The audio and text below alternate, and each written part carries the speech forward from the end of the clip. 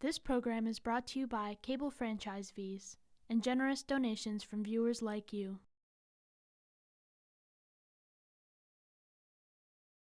So I'd like to call the meeting to order of the Finance Committee for April 26th. It's 9 a.m. and we have a very tight schedule.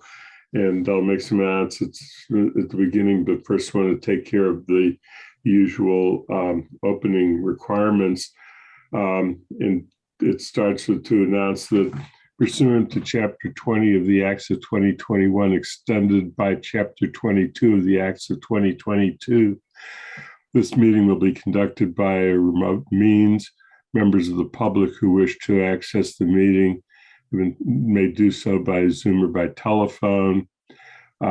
No in-person attendance of members of the public is permitted at the meeting, but every effort is being made to ensure that the public can adequately access the proceedings in real time by technological means. And I would like to now make sure that members of the committee can hear and that we can hear them. So please respond as I go through, and we'll do it alphabetically. So it starts with Lynn. Present.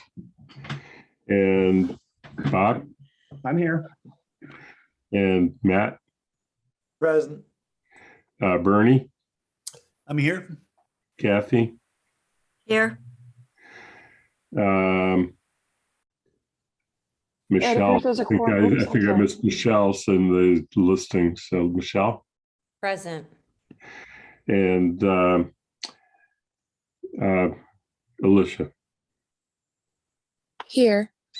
Okay, so we have everybody present, and I know we now have two others. Lynn, I don't know if you need to call a meeting to order. I do. Point. Given that we have a quorum of the council present, I'm calling the special meeting of the town council to order. I want to check with the two additional councilors who have joined us to make sure they can hear us and we can hear them. Pat DeAngelis. Present. Pam Rooney. Present. If others come in, we'll note that in the minutes and make sure they can hear us. Thanks, Andy. Okay. And as I've informed everybody previously, I will need to leave the meeting at 10 o'clock. It was an unfortunate circumstance that two meetings got scheduled in the same morning, but the Mass Mutual Association fiscal policy meeting at 10 has some very important agenda items for all municipalities, including us. And so I really need to switch gears and attend that meeting.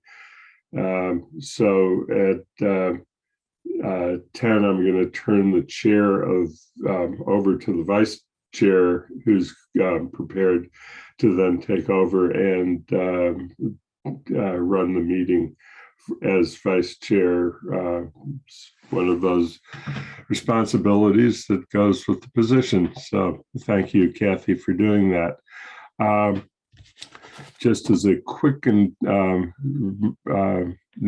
for the people who from the Finance Committee who were not in attendance last night, the hearing, to say the least, was extremely brief since nobody chose. There was actually, I guess, one person who chose to speak, and he was actually speaking about revenue and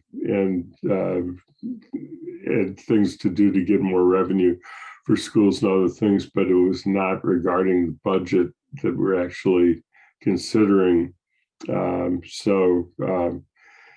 It was not. And then during the discussion at the council meeting, there was really only one comment made, and it might come up later.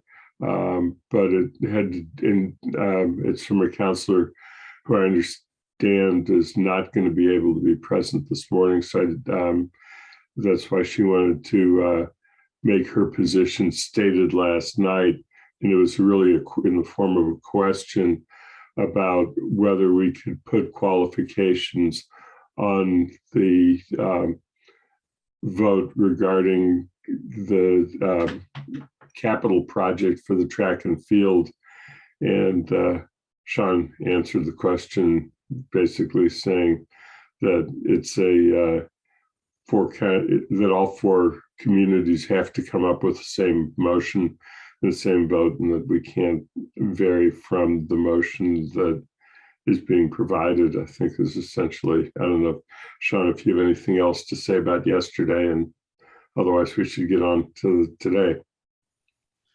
Yeah, maybe I'll just repeat my response, and Doug, if you feel differently, let us know. But the question was, could the town of Amherst essentially vote for just one of the track options, modify the debt authorization language to vote for just one of the track options? And my response was that would be essentially voting down what the school committee voted, because that's not what the school committee voted. The school committee voted, the flexibility to pursue two different options. Do you agree with that, Doug? Yeah, that'd be correct, because the school committee authorization has two parts. So it has a flexibility for the school committee as far as a choice, but as far as what the towns can say, it's basically a yes or no to what's presented to them. Good. So with that, the only other thing I want to do in the way of announcements are to inform members of the who were not present yesterday. There were two things referred to our committee, and Kathy may mention this during the second part of the meeting. And there was one other issue that arose at the very end of the council meeting. The two that were referred were the optional tax exemptions, which is a standard item every year. And we don't have to report back according to the motion that was made at the council meeting until June 27th. So it really it's not anything that we need to address very quickly. The water and sewer rates were presented to the council and referred to the finance committee with a directive to return by May 16 with a recommendation. And I think that the thing we will do is, because there was some memos in the packet that did not get to the resident members of the committee who are not on the council SharePoint, we'll get those to you. One of us will get those to you within the next day, and we'll get it scheduled for another a subsequent meeting, and we can we'll fit it in at an appropriate point, but it's really not part of today's discussion. And the other thing that came up at the end of the meeting was that we had previously planned on doing the public hearing on the budget as a whole on May 16 last year. It took a pretty long time to do that public hearing. I don't know if we will get the same kind of public response or not this year. Last year was about the CREST program, and it was a very important issue to a lot of people. So we had a lot of people in attendance, but we are going to have to discuss alternative approaches. And there were a couple of ideas that came up. One was to come up with another date that is not a council date and not previously scheduled. And the other was to go ahead and do it on May 16, but to do it starting earlier at 5:30, and so that it starts an hour earlier than the council meeting time. And that's basically it. I don't know, Lynn, was there anything else from yesterday that I'm missing? You're muted, so we're not hearing you. Thank you. not from yesterday, but one of the things that if we have time before you need to leave, Andy, we should talk about is the process by which we're going to review the budget and assignments. Okay. We'll do the best we can, but I think we need to get on with school because Doug can only be with us for an hour. And there was a number of questions. So Sean, I'm going to turn to Sean because he's sort of collected, I believe, the questions that have been so far. Sean? Yeah. So Doug has put together responses to those questions. Doug, is it okay if I just share the document you sent me and run through those questions? Yeah, absolutely. That's what I thought we might do, given that I didn't get a chance to get it to you until this morning. Before you start, I'd like to note that Shalini Baumillen has also joined the meeting. I'm here. Thank you. Thank you, Shalini. So I'll turn it over to Doug just to walk us through. Is this large enough for people to see? And I'll send this document out after the meeting to everybody on the committee, post in the packet. All right. So just to go through this, the sort of first questions in short, sort of, what's going to happen when some of the money that runs out. And, it's not unknown to us. It's certainly something that we're thinking about quite a bit and working toward. There are some, a couple of things mentioned here regarding the CSHS, which is Community Safety and Health Services Grant, I believe it's called. But long story short, we knew that would transition away, and we would have to carry those costs ourselves. So we're in a process of transitioning the staff that are covered under that grant onto our appropriation budget. So we've been planning for that. I think with the ESSER funds, the key thing to keep in mind is it goes through all of 24 and a little bit of 25. We currently still have fairly strong balances there, and we'll utilize those funds to help ourselves out as we need to. And again, I think the key thing to keep in mind with regard to that is that there are some positions and some staff that we are funding through that are about responding to the pandemic and the effects of the pandemic.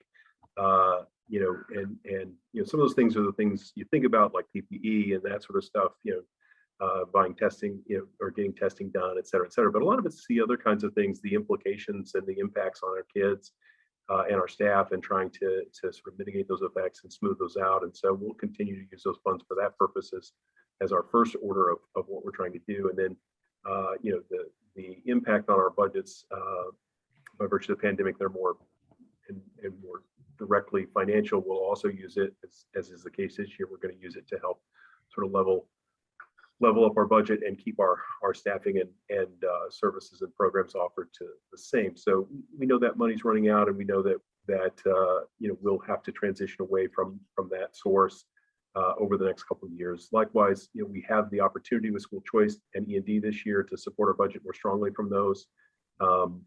Again, those will taper over the next couple of years.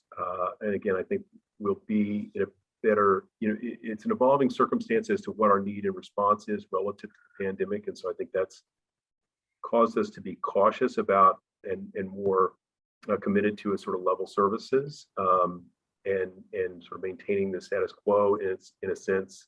And that'll be part of the process over the next year to sort of see what changes that we can and may need to make relative to our budgets to kind of keep us financially strong as we sort of lose these limited time resources. So we're aware of it. We're keeping an eye on it.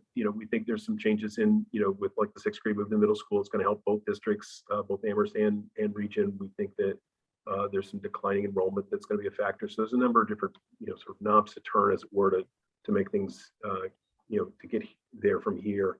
But it won't be easy. I think it's fair to say. So we'll have some tough choices ahead as we move forward in the coming years. The sort of second question, John, if you'll just scroll down a little bit, I'll get into that. It's talking about capital projects, and so I want to make sure to be clear about the pieces of the capital. The budget as a whole has really for us 3 parts. It has the assessment method, the operating budget, and the capital budget. Capital budget being the capital assessment is often how we refer to it. Those 3 pieces are all part of getting a budget passed for the regional school district. The assessment method, if we use the statutory method just off the books right from the state, we wouldn't have to deal with that. If we utilize that method, that wouldn't require a vote. However, we do an alternative method. So that requires all 4 towns to approve that. The actual functional budget parts, where we look at sort of what's the spending we're going to do in each of those areas, needs 3 of 4 towns to commit to it. Technically, the state has a 2/3, but since we have 4 towns, you got to be more than 2/3, so we have to go to 3/4. So 3 of the 4 have to pass that part. And depending on how you vote it, some towns will vote all 3 of those as 3 separate votes. Sometimes they'll vote them all in 1 vote. It's up to you as far as how you want to operate in that regard. But that's the sort of mechanics of how the budget gets passed. On the other hand, we have a debt authorization. That's a separate ask, but it builds into what our capital assessments are going to look like over coming years. Debt authorization is basically an ask from the school committee to each town to incur more debt, and any town has the ability to reject that. And so if any one of the 4 towns rejects that authorization, it fails, and the school committee would have to come back with a new authorization. If you take no action, that's a sort of a pocket approval. But I want to keep those terms and those concepts separate, because they really are. There's the sort of budget piece, which has to do with the assessment of capital costs and the operating costs, and then the debt authorization, which is there's 2 pieces this year, because we've got the sort of standard looking authorization and borrowing that we will potentially do for the future, and then the one related to the track project. And so the debt schedule that separates out the projects at the tail end of this, it's a pretty lengthy thing. So at the tail end of this, I've got a grid. It's similar to what you've seen before, but I've basically broken out capital projects over the next several years and put them in place. And you can see the impact of various projects on the capital plan. I will say this, one of the things we know we need to do on sort of between myself and our facilities director, and that is to balance the plan out a little bit. There's a big spike in the next couple of years. It's just too big for all 4 communities to take on. So we're going to have to moderate that and move some capital projects around to sort of level that out. The other thing I'll point out is the last couple of years of that are on that chart. I've got like fiscal 30 and 31. That's not a full representation of every project. I only put in projects through fiscal 27, which come online as far as borrowing in fiscal 28. And so those are projected out. It does include one of the larger projects. I think it's the Windows project. Maybe it's the roof. I forget whether it's the roof. So right there. Sorry. So the roof project is $5 million. It comes online. The Windows is not fully into that assessment. So if you look at assessment, it kind of drops off in the last couple of years. It's not, that last couple of years is not a full representation of the true capital plan in its entirety.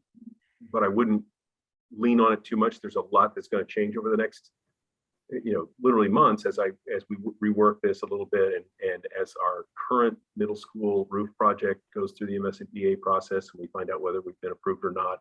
If we've not been approved, that's going to shift that project again. That'll require us to reconfigure our capital planning again.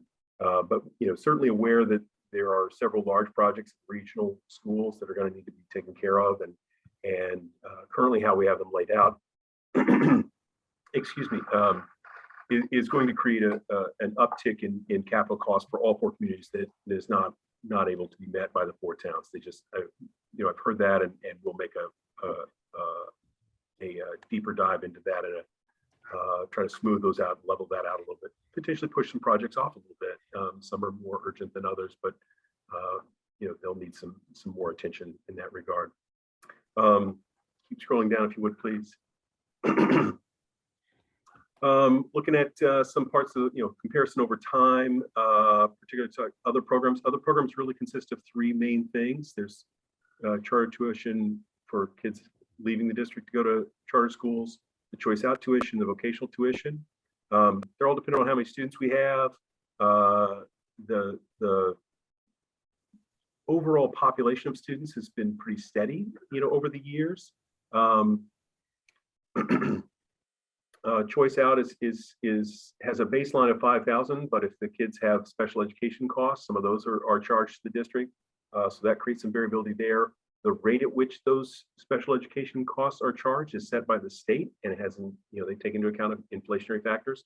Same is true of vocational schools. Vocational school costs are determined by the state. The vocational schools submit to the state what they think they need from a tuition of each student to operate their school.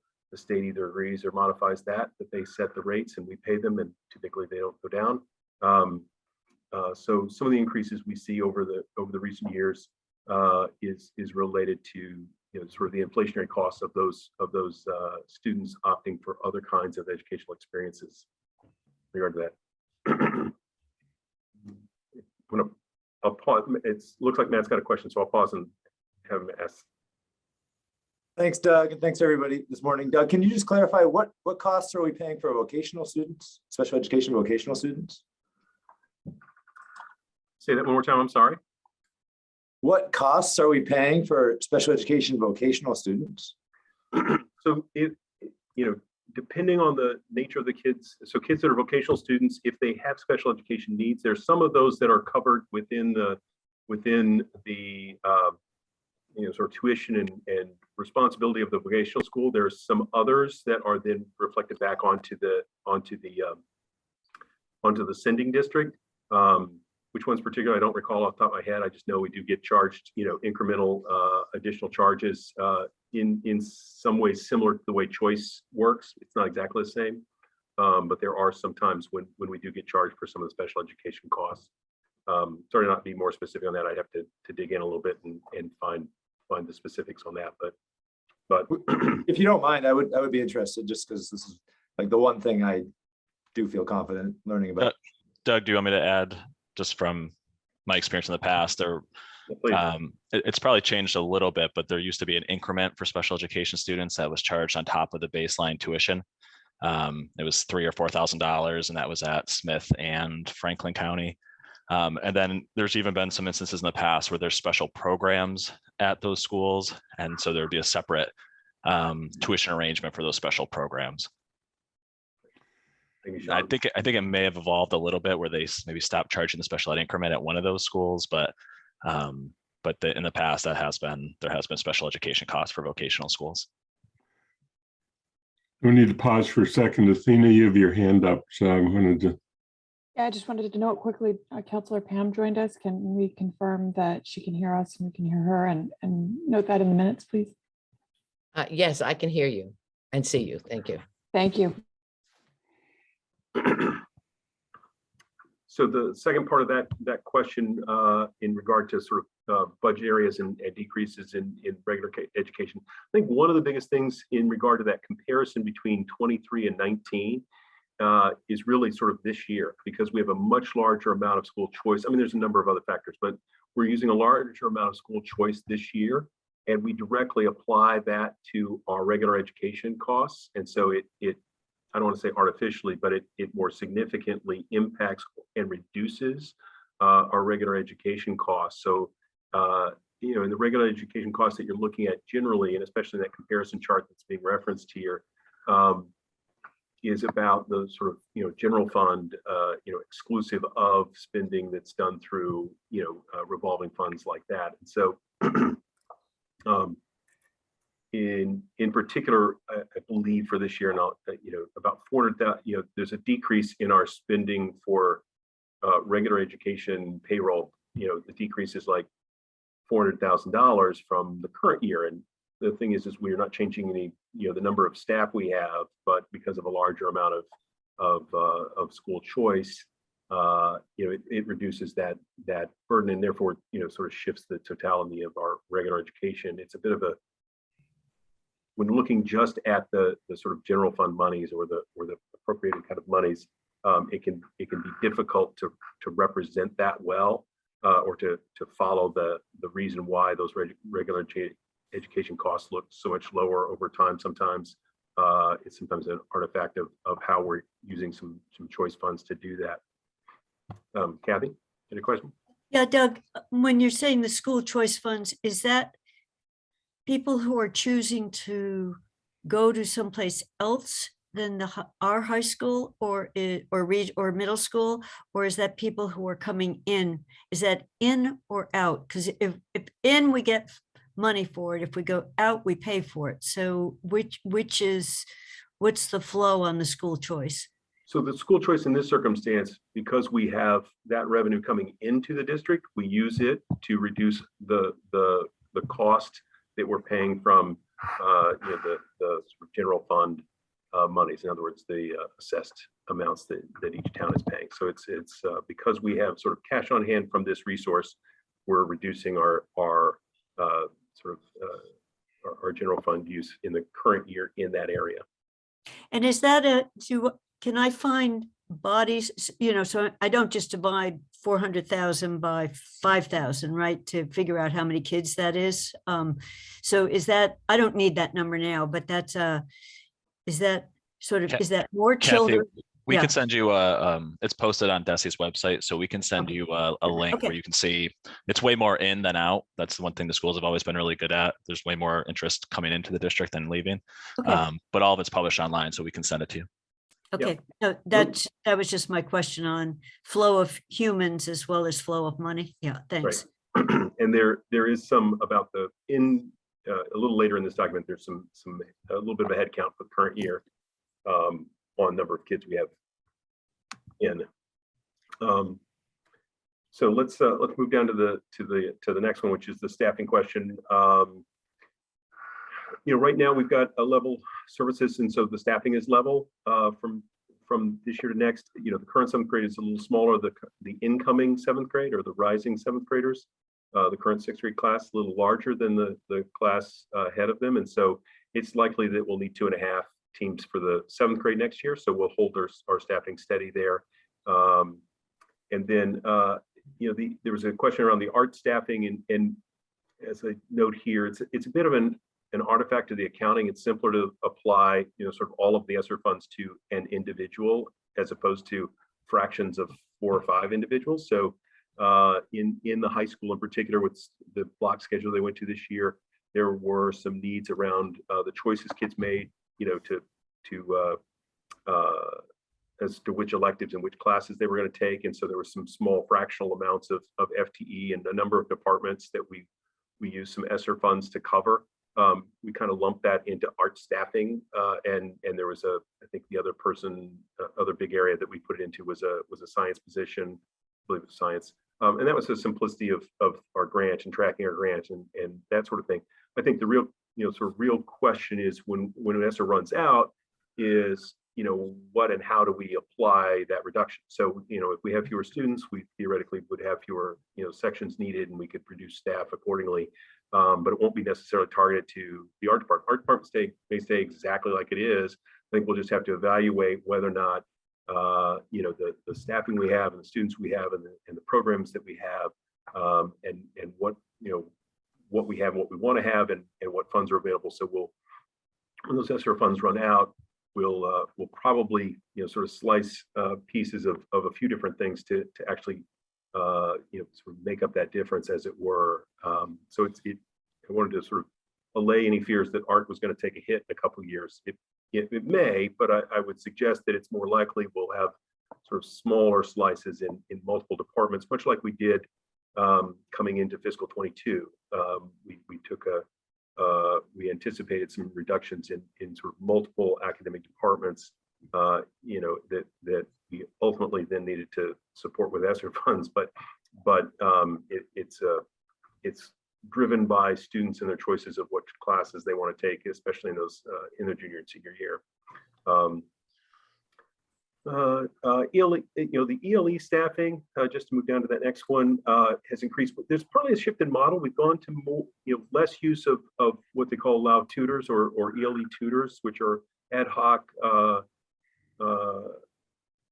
staff that come in and provide support to students, to more of a model that uses staff that are on contract with us. So that's one piece of it. And then I think the other piece that you'll see is that there's just been an uptick in the percentage of students that are needing that support at the high school level. So we've had, it's a twofold reason why we have more staffing needed. A model change to some extent in how we're delivering those services, and then also an increase in the number of students that need that support. I think I did a quick glance, and it's about a 2% increase in the students that are actively getting ELE services over the last 4 or 5 years. So, a 2% increase starts to you just need more staff to sort of meet the need. And then I think, our model change also has more on hand on the, sort of in the FTE count type staff. Moving into the revolving funds, food services, I think, the question was, well, it says it's trying to, revenue should meet meet or exceed expenses. That'd be great. We're not there yet. We've had for several years straight up budget support to help the program break even. We were able in the last couple of years to build the balance in that revolving fund a little bit. We were able to, with the support from the federal government for a larger amount of, for every meal served to be reimbursed at the free rate, and we were able to offer and provide a lot more meals and have a lot more support for those meals. But the long story short is we're not to a place yet where we generate enough revenue to break even in food service. And I don't know if we ever will be. It depends a lot on what the nature and shape of the national school lunch program looks like and how it changes over the next few years. I think there's some strong push to retain the fully free for everyone meal programming and support for all of that. That would be tremendously helpful. But it is an area where, with inflation being what it is, the food costs are noticeably higher, and so it's really difficult for this program to break even. It would be lovely to get there. I think we'd like to. I certainly encourage any and all opportunities when we're doing other things that require food within the district to use our food service staff and our food service capacity to provide those things. So if we need muffins for meeting or something like that, we try to do that in-house if we can, and build that capacity for those ways to generate small amounts of revenue to help offset some of the costs. But we're also in a place where our equipment is, the capital equipment we have is pretty significant. The needs are coming on. The high school was renovated in '96, so some of those pieces of equipment, and you've seen it in the capital plan as well. But there are also some things we try to cover from within this food service budget. There's equipment we use in the food service that we try to pay from here. So that's another area of need that we're always battling with as far as offsetting costs and expenses, is trying to cover some of those equipment needs we have with some of the resources we generate through this program too. So it's an area we'd like to continue to improve our balance sheet on and get a little better. I'm not sure how soon or how quickly or how possible it will be to get to a break even, but I'd love to. Talking about school choice tuition. Doug, just a moment. I need to just note that Jennifer Taub has joined us, and I need to make sure she can hear us and we can hear her. Can you hear?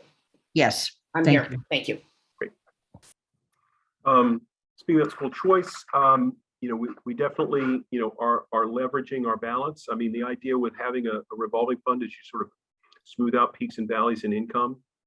And also when you have, tougher budgets or tougher, circumstances around budget, you have some resources to lean on to help out your budget. And I think that's certainly what we're doing this year.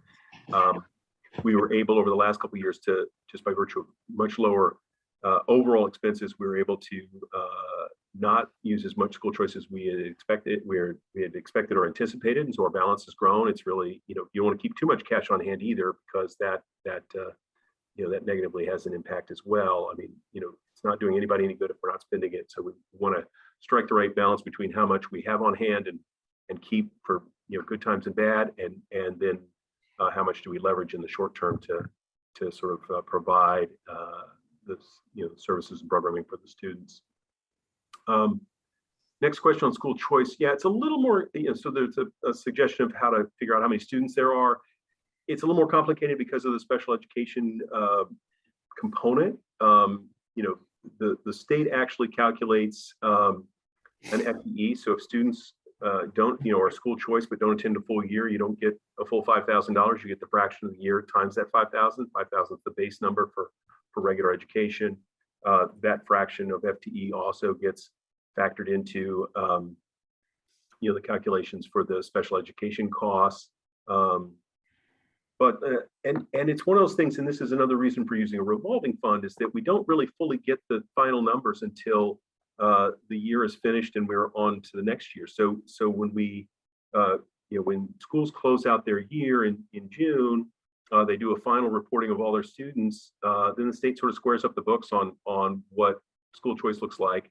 And in the new year, they project what they think your school choice is going to look like, and they make corrections relative to either over or under payment to you on the previous year. And so by putting our school choice revenues into a revolving fund, those plus minus by virtue of the time the state needs to fully square up the books starts to smooth out. So that's part of the idea there. And Sean, if you could scroll down just a little bit further there, I give a little bit of the numbers that we have for the current year. And this, I put a link in there as to how school choice works and what's reimbursed and how the special education is done. The state about December or so puts out a projection of what it thinks your school choice is going to look like for the year based on the October reporting of all the districts in the state. They then set the monthly money that they send us, based on that number. And so currently, the projected, revenue from choice in for this year is just shy of $700,000. I can guarantee that will change somewhat between now and the end of the year. Hopefully, we'll get more revenue, but who knows? But the head count, as it were, at December was 107 students. That will likely change a little bit as we go through the rest of the fiscal year. So you sort of see from this and the fact that it will change as the year progresses. By having a revolving fund where we sort of put this money in, we can kind of mitigate those smaller variances as the year goes from one to the next. Kathy, you had a question? Yeah, Doug, this is helpful for me to see these numbers, but can you assess with your 107, which is a mix of some special needs and some just choicing in, can you do what if you had no choice in at all? What would the school staffing be? What would the school expenses? What would that kind of what if? So the above statement that we've always been told, it's at worst neutral and at best generates a bit of money because the marginal costs aren't as much as what we're taking in. Can you do that assessment? I know you're saying you need an end of the year, but after you finish out the year, can you do that kind of look? It'd be a little tricky, I think, in some respects, because at the regional level, I think at the elementary level, it's a little more straightforward because, you have sort of, at least through 5th grade, you have a single classroom for each kid kind of thing, that sort of thing. It's a little more straightforward on sort of making that analysis. What happens at the secondary is because, it's so dependent upon what courses kids take and how big class sizes are, and they vary, some classes have 15 and some have 20, and that's a big difference over the course of, and so an individual student's experience might be 15, 20, 20, and they're 5 periods during the day, that kind of thing. So it gets a little hard to sort of tease that out. But when we're looking at how many slots to open, what we're looking to do there is to not create or require any additional staffing. Now, of course, we have to be blind to who the students are when they come in. So if they, we can't look at whether they have special education needs, or those special education needs may manifest themselves once they arrive to us. So that any staffing that sort of comes with that is hopefully covered by the additional increments around special education. But we have to be blind to that aspect of them when they come to us. But Sean, did you have something you wanted to add on that? Yeah, I was just going to add that it's maybe 10 years ago now, time seems to be flying by. We did have an outside, or the region had an outside group. I can't remember what firm it was, but they did have an outside group look at school choice usage at the region specifically, and to quantify the cost of the school choice program. Kathy Mazer, who was the former human resources director, was sort of the lead on that project. And at that time, my recollection was they said the cost of our school choice program was about a 0.6 FTE. So that was sort of our inefficiency through accepting school choice students, that we had an additional 0.6 FTE. So comparing that to the revenue that was being brought in, it was determined at that time that the school choice program was pretty efficient and effective. That being said, enrollments changed a lot at the region. And so there was always sort of the intention of doing that type of analysis on a recurring basis, maybe every 10 years, every 15 years or something, to determine if the school choice program is still, efficient and effective. Because as Doug said, I think the goal is always to top off classrooms with school choice, not to add classrooms. Right. And I could see if that report is, I'll try to see if that report is available on the website, because it might just be interesting to look at. Because I might suggest you do it at the end of this year, once this year is closed out, because with the sixth grade moving up to the middle school, some of the, we don't know yet how that, what that will mean for art, music, the extra classes that some sixth graders might tap into, but just to try to, do it.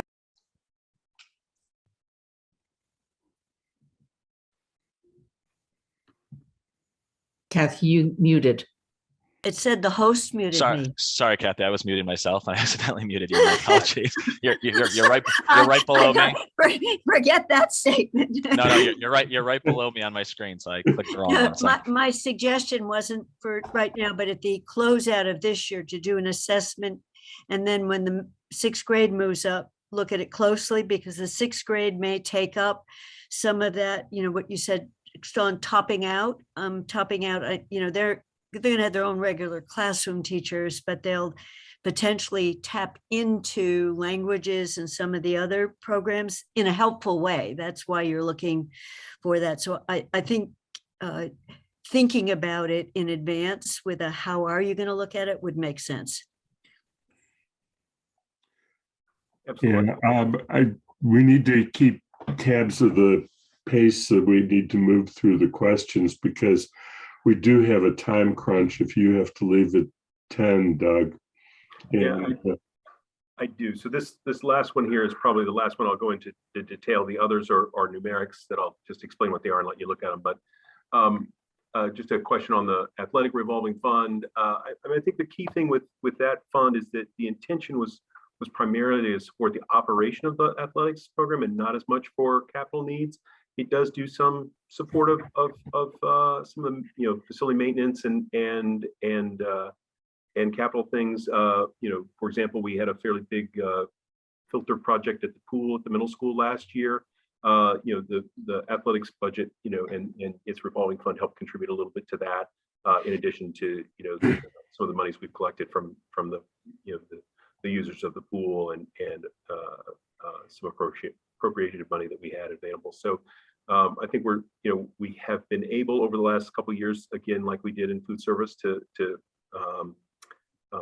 shift some costs and boost our balance in that revolving fund, which has allowed us to hold the fees that we charge the student athletes steady over the last couple of years. We'll do an evaluation of fees this fall and probably for the fiscal 24 make recommendations on fees across the board, not just for athletics, but any fees that we have. We'll be doing a deep dive because we haven't in a couple of years, and the nature of some of the costs have gone up. We've been trying to hold off, given the uncertainty of the pandemic, on changing those kind of fees.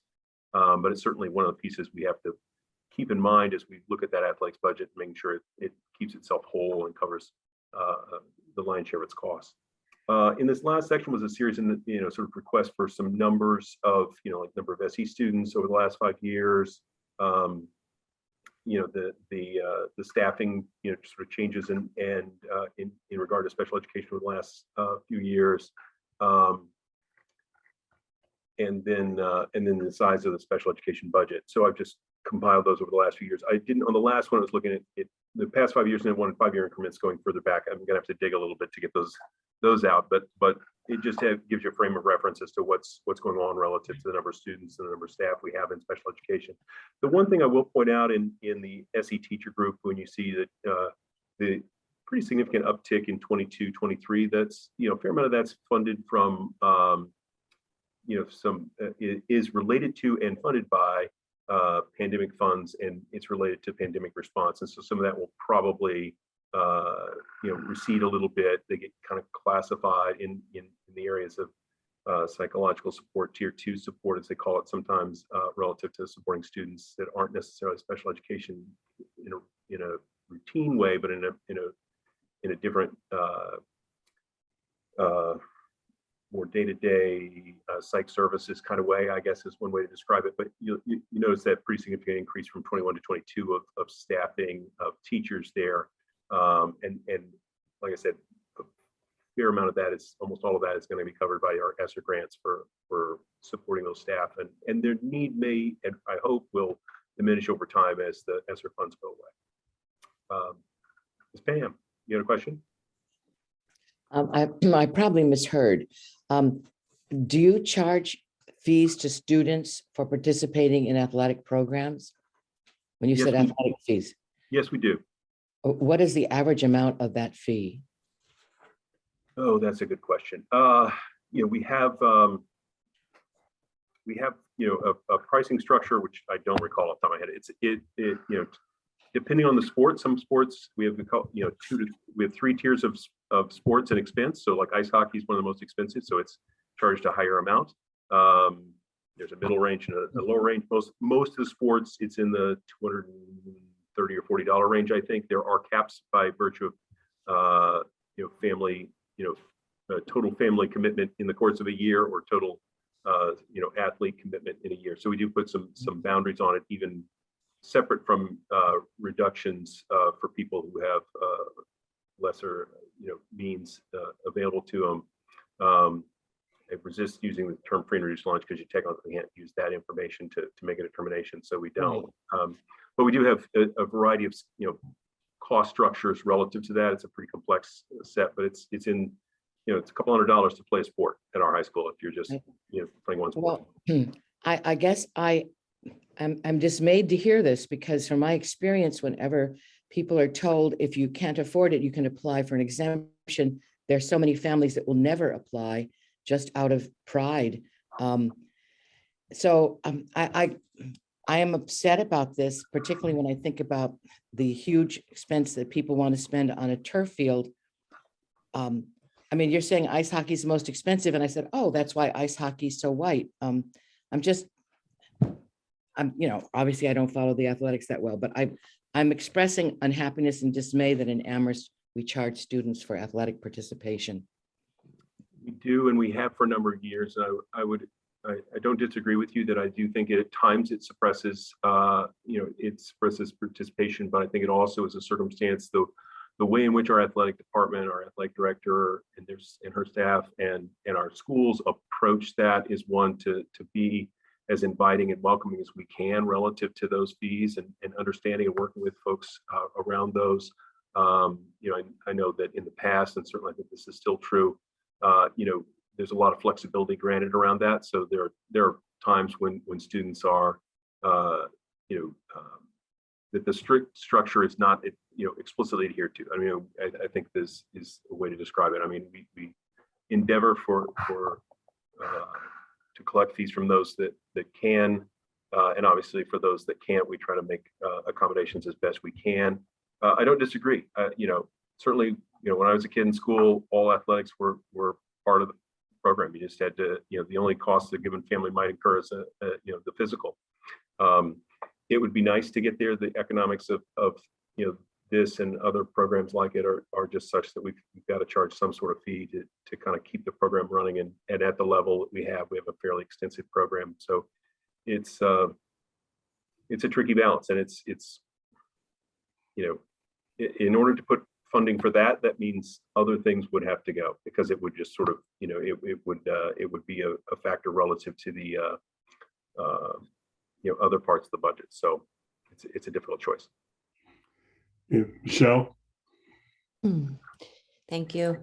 Doug, you said that there were 3 parts of the budget that needed to be voted together. I think I understood that right. And that the debt authorization was a separate piece. I'm just trying to understand with respect to the capital projects, and specifically the track project, just trying to understand on this chart in a presentation that you made that's in our packet from last week.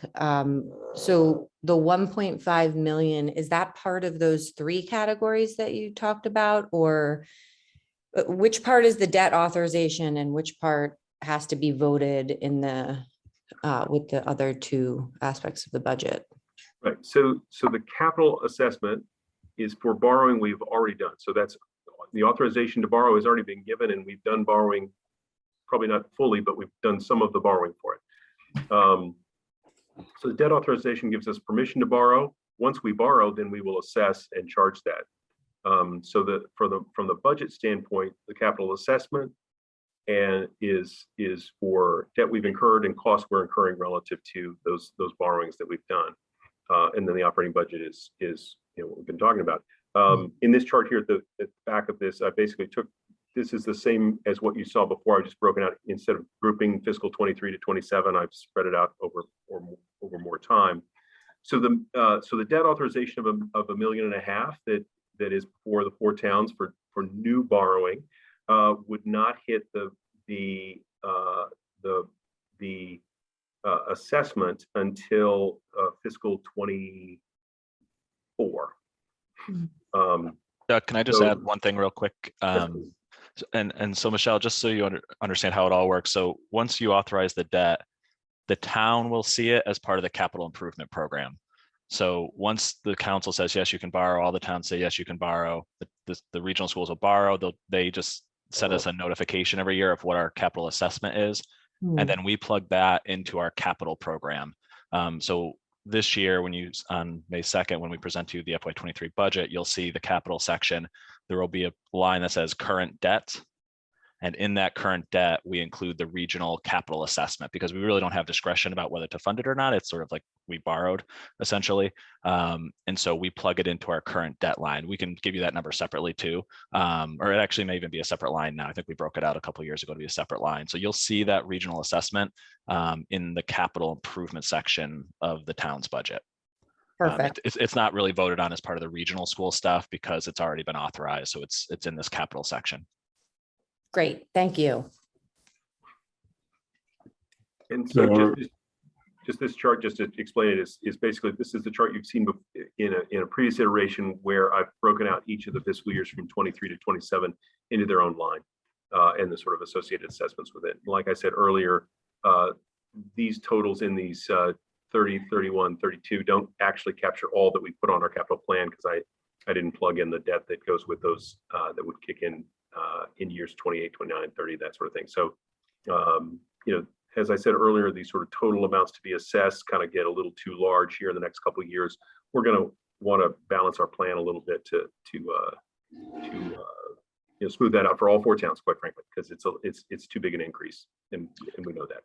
And Amherst is responsible for 80% of this, right? This is everything, Doug. So Amherst would get assessed 80% of whatever, roughly 80% of whatever these numbers are. Yep. Yeah, I didn't intend to, but I evidently cut off this particular town assessments, but it would be the exact same as what was on the previous chart. So if you look at the town assessments in the budget book that you got, that would be indicative of what you're seeing here. Okay. So look, I think that what we need to do in order of where we're going now is, and Kathy's going to have to take over at an appropriate point, but see if there are any additional questions for Doug that can be answered in a couple of minutes. Then I think that Sean probably has the proposed orders for the financial part that the council will need to be voting on May 2nd. And so the finance committee does need to take a vote on whether it recommends the orders as proposed. And Doug, I assume you have seen the orders, proposed orders, and if not, you're not sticking around. Sean can send them to you. I haven't seen them, but it's fine. I'll look at them when Sean gets a chance to send them to me. I don't think there'll be anything that's surprising there. So I think that's what we have to do. Kathy?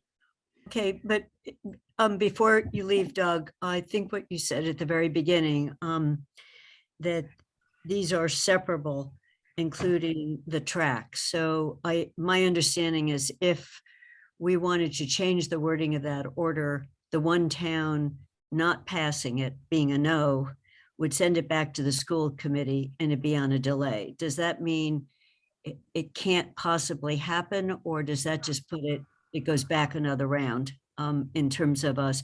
We could still do the operating budget and the assessment.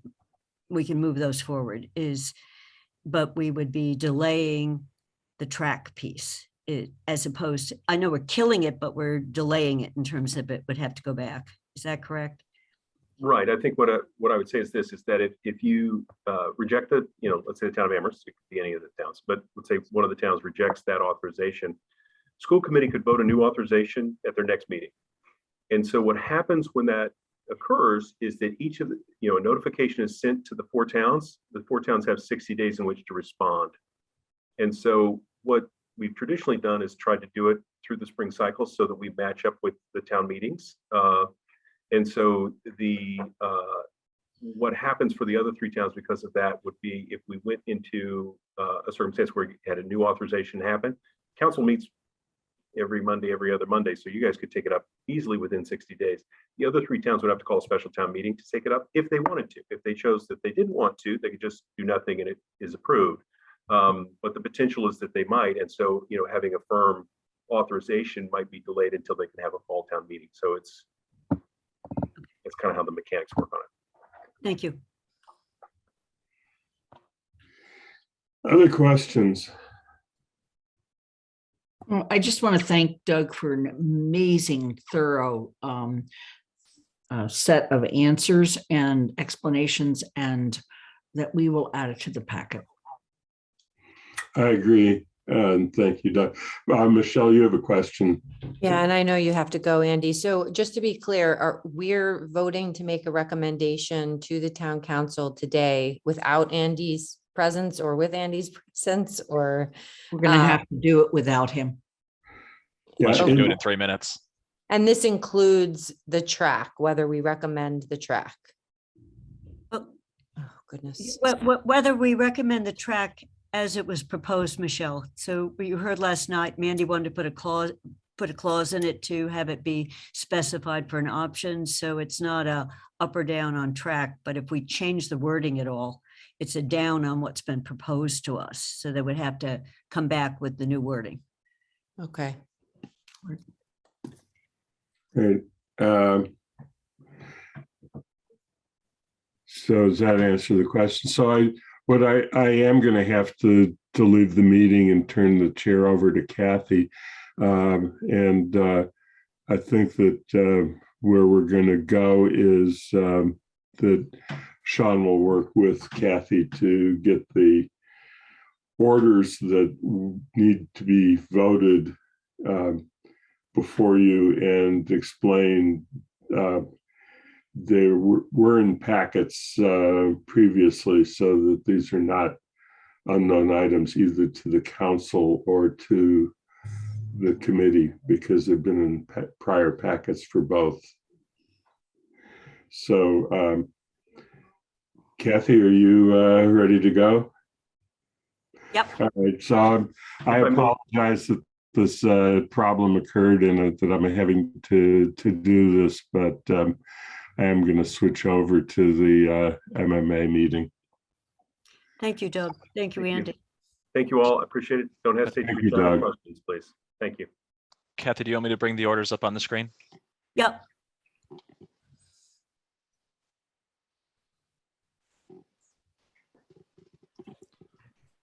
So this first one is the assessment method order. This is the one that requires all 4 towns to approve.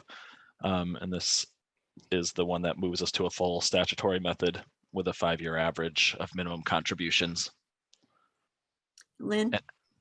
I'm ready to make a motion. Okay. Yep, it's absolutely fine. I recommend that the town council approve order FY 23-01, an order approving the Amherst Pelham Regional School District assessment method.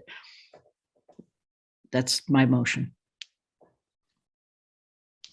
And can I just ask, Lynn, you meant that the finance committee recommend, right? Finance committee recommend that the town council approve. Thank you.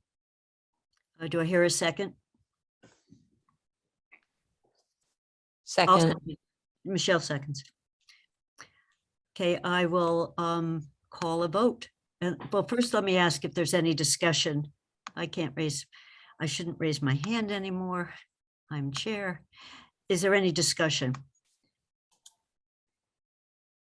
I'm not seeing any hands up. Then I will do a vote first among the voting council members, and then I will ask each of the resident members whether they support it. Lynn? Yes. Kathy is a yes. Michelle? Yes. And Alicia. Is Alicia still here? Yes. Yes. 1, 2, 3. So the 4 counselors, I've captured all of us. Bernie Kubiak, Support it. Matt, I support. and Bob. I don't see Bob. Is Bob still here? Yeah, he's muted. Yeah, sorry, I was muted. Yeah, I support. Okay, I've just got to make my screen big enough to see everyone. Okay. So it passes for voting with 1 absent, and all 3 non-voting members supported. I'm ready to make the next motion. Okay, I move that the Finance Committee recommend that the Town Council approve appropriation and transfer order FY 23-02 Amherst Pelham Regional School District Budget Assessment. Shane seconds. Does anyone have any comments, questions? I'd like to just make a comment that I appreciate the fact that the school district came in at the designated Finance Committee guidelines as approved by the council. I don't see any other hands, so then we proceed to a vote. Lynn Griesmer, Approve? Kathy is an approval. Michelle, Yes. Alicia, Yes. Bob Hagner, Support. Bernie Kubiak, Support. and Matt Holloway. Support. It is approved unanimously with 1 counselor absent.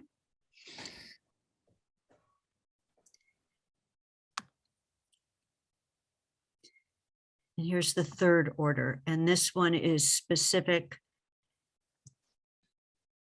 to the capital authorization. Right, and I'm ready to make a motion on this. Go ahead, Lynn. I move that the Finance Committee recommend to the Town Council approval of order FY 23-03A Amherst Pelham Regional School District capital debt authorization. Do I hear a second? Second. Any discussion on this financial order? Michelle, I'm really sorry. I just want to make sure I understand what we're doing here. So the track has now been separated out from this? correct. Okay, so we're only voting on these items that we can see here, and, okay, thank you. Any other questions on this order? Seeing none, we'll proceed to a vote. Lynn Griesmer, Approve? Kathy is an approval, Michelle Miller, Yes. and Alicia. Yes. Bernie Kubiak, Support. Bob Hegner, Support it. and Matt Holloway. Support. It's unanimous with 1 council member missing, absent.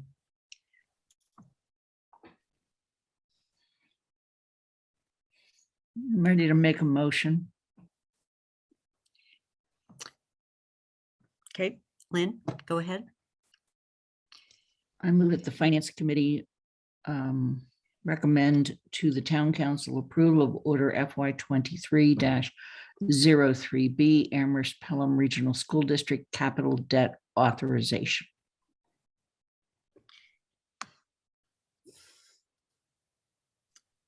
Is there a second? This is the track and field. Right. I can second it, but I So Kathy, can I speak to this one a little bit? I need some help here. So I think it's helpful just to kind of like frame Sure. what they voted and then what next steps could possibly be. So the regional schools voted the 1.5 million if they set a target of somewhere around January 16th, where if the member towns raise the additional funds that are outlined in their motion, that the regional schools could then pursue the larger project. If by that date, the member towns have not raised those additional funds, they would revert back to the smaller project. The reason why they've done this and talking with Mike and Doug is that the track is in dire need of replacement. I mean, it was in dire need when I was there. And the reason is that this project was always on the horizon and getting geared up to do it. But it is, I think everyone who's walked the track knows it is in dire need of replacement and that we can't, as a town, we really don't want it to keep getting pushed down the road. So they've taken this action to give themselves the option to pursue the larger project if the 4 towns support it. And if the 4 towns don't support the larger project, then to go with the smaller. Let's say, for example, Amherst chooses that, no, we want to go for the larger project. You could vote it down. It would go back to the regional school committee. The regional school committee could say, all right, we're going to just vote the wording with the larger project. That would then have to go to the 4 towns. If one of the small towns doesn't want to do it, they could vote against it, and then it doesn't happen. Unless Amherst decides they want to pay more than what the regional agreement calls for. So I think the way they've done this is they've kind of tried to cover both bases and do it as quickly as possible so that if there is support in all 4 towns, it can move forward. If there isn't support, they can still move forward with the larger project. But just be aware that any town, if they don't want to do this larger project, regardless of what Amherst votes, can tank that debt authorization. It requires all 4 towns to approve. So the only way Amherst could really, if it wanted to, push the larger project would be if it was going to fund more than what the regional agreement calls for. And we haven't discussed to date, we haven't really discussed that. So again, the reason I think they try to create that flexibility to set a path one way or the other to addressing the track. And I think they've openly expressed their interest that they want to go for the larger project and they're going to push for the larger project. But ultimately they need Amherst to come up, raise the additional funds that have been laid out for Amherst in that track and field PowerPoint that was in the packet or in the council's packet last night. And equally important is they need the smaller towns to raise their additional funds as well. Lynn. Yeah, Sean, there was a very nice PowerPoint that was developed about the track and field. I wondered if you could put that up because I think it helps give us all a sense of what the other sources of money might be and the expectations on Amherst. This one, Lynn? That is the one, Okay. and it's that chart that's further down. Yeah. So the total cost of the larger project is about 4.7 million. The region has sort of created some targets for how they envision this project could be funded. The 1.5 million, which is what is in front of you all for recommendation now. Money from the CPA fund of each town, grants or reserves or any other funding source of $1 million. And then they would have a fundraising target of $1 million. So the sources that need to be in place by January 16th in order for the project to move forward are the CPA funding, the grants, the local taxation. The donations would, I don't believe, have to be in place by that January 16th deadline. And so if you keep going down, you can see what that means for Amherst. Those were total numbers for the project.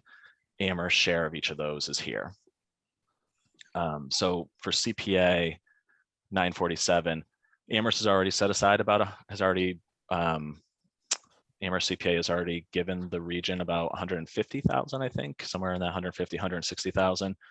So the additional ask of CPA would be somewhere around 800,000 that they would have to go back to CPA to request. The donations, Doug has said, they just sort of artificially split that up. It's not saying that Amherst has to fundraise its portion. I think they're planning that there would be a large fundraising effort that would address all 4 towns, not just one town in particular. Grants other, I think they were envisioning this could be from either ARPA funds, reserves, or if there's any other funding source that each of the towns wanted to propose, they could do that. One thing for this group to be aware of is that the region exceeded its excess and deficiency reserve account. That's the region's reserves. They exceeded that in FY21. You can only have 5% for reserves, and if the reserves go above 5% of their operating budget, that money goes back to member towns. So they did exceed that, and so they're going to be giving the town back about $400,000, Amherst back about $400,000 this year. So that's just a thought. I know they've talked about that would be great if the towns could put that money that they're giving back to them, if they could put that towards this project. And then local taxation is the 1.5 million. That would be our share of the debt authorization. Okay. And so I am assuming that the other towns have also gotten some level of much smaller refund based on the E&D, yeah. The E&D. Yep, absolutely. And do you know if those other towns are discussing the possibility of giving that back to the regional schools for this purpose? I know Doug is working with them on this, like he is working with us on this. I don't know if they've said yes or no, or what their thoughts are, but I know Doug's having conversations with them about similar stuff as he is with us. And the other thing I just want to recall for people, or if you weren't there, that at the regional school 4 towns meeting, there was some concern on the other towns' part about this much commitment from their CPA, because in most of those towns, it basically is their CPA. There isn't a whole lot more. So, and then the only other thing I'm going to just add, and that is that I think you should look at the donations and grant line as combined, because it is possible that, for example, a local business or a bank or something might give money to something like this as part of their community commitment. And I have spent some time talking to the athletic booster club, I think it is, and they're really working hard on it. But those are the pieces that I just wanted to mention because of other conversations that have taken place elsewhere. This is a big ask and a lot to absorb. Michelle, to your question earlier too, so this project alone, if all the funding sources work out, this is how much this chart down here versus local taxation and these individual amounts. So for FY24, 128,000. That is how much would be added to the capital assessment or into our capital section from the region. So we already have an amount that we pay them. I think this year it's somewhere in the $300,000 range. This is how much would be added on top of that for this specific project. We try to maintain, we don't want that number to be too volatile, because we know that, like town buildings, the region's always going to have capital needs, and we want to sort of keep a balanced stream of capital funding going to the region so that there's not huge spikes. So we don't ever really want to see that number go to 0, because that means they're probably deferring capital down the road, which doesn't always play out well. But this would increase it, add a big chunk to it. And what you'll see when we present the budget is we've built in a rising regional assessment, capital assessment into our 5-year plan for capital, knowing that this project was coming, and knowing that there's other capital projects coming up. One last thing is, this is going to, unless the town decides they don't want to do the track at all, this amount is going to be added in no matter what, because this is just for that 1.5 million, which is for whether we do the big project or the little project. We're still going to be adding in that 1.5 million into our assessment. So this number doesn't really change whether we do the larger project or the smaller one. So I see both Lynn and Michelle's hands are up. Are they from the first questions or is there a second question? Michelle? I have a second question, yeah. So let's say that we vote to recommend this and the council recommends this. What happens? I mean, close to $1 million in CPA funds coming from Amherst is significant, I think. And so what happens if that's not, if we've gone through this process, but then it gets to CPA and they don't approve that sort of funding? So if the town, so say the council approves this, CPA has heard this project once already. They put it on hold because they wanted to see which direction the region was going to go in. So if the CPA committee recommends it, then it would go to the council for a vote. If they don't recommend it, then the town would have to decide if it wants to identify some other funding source to make up for the CPA portion, or just not hit its target. I mean, the choice Amherst would have after this would be do what it can to hit the target that's outlined in the region's debt authorization, so that the larger project can go forward, or the town could just choose not to generate any additional funds for this project, and then we would go to the smaller project. You know, the smaller project, Michelle, would be just the track. So the 1.5 is set to be able to do the track. Mhm. Doesn't Okay. stop, it stops the bigger project. It doesn't stop anything. Yeah. Got it. Okay. And that all has to be determined by January 16th. Was that? I'll have to double check the date. I'll try to send the vote wording. I think it was January 16th, but I'm not 100% positive. Okay. If we stop this doesn't even repair the track. Yeah, if this vote goes down, then it goes back to the school committee, and the school committee would have to decide what to do. But yeah, there'd be no funding to replace the current track. Please skip to Bob. Bob? Yeah, I don't really have a question as much as concern. And my concern is twofold. One is that we've known, I mean, ever since I've been in town, people have been talking about replacing the track. And yet we don't have any donations. We don't have any grants lined up. So I don't know how much support there really is outside of the tax base in order to fund this at any level. And the second thing is, I have a concern that the other towns are going to just say, well, let Amherst do whatever Amherst wants to do, and we'll go along for the ride. So it's not a project that's well-defined where we know exactly what the costs to Amherst are going to be. And that's the concern I have. And I understand the need to replace the track, but I just don't see that this project is fully baked at this point. That's my concern. Thanks. Lynn? Yeah, I'm going to explain why I'm going to vote yes. Okay. And believe me, trying to understand how this all works is not, it's not easy. I'm going to vote yes because I think Amherst needs to send a signal, one, that whatever happens, we need to repair that track, that athletics, whether we charge students or not, is still a way in which students get equal opportunity regardless of ability.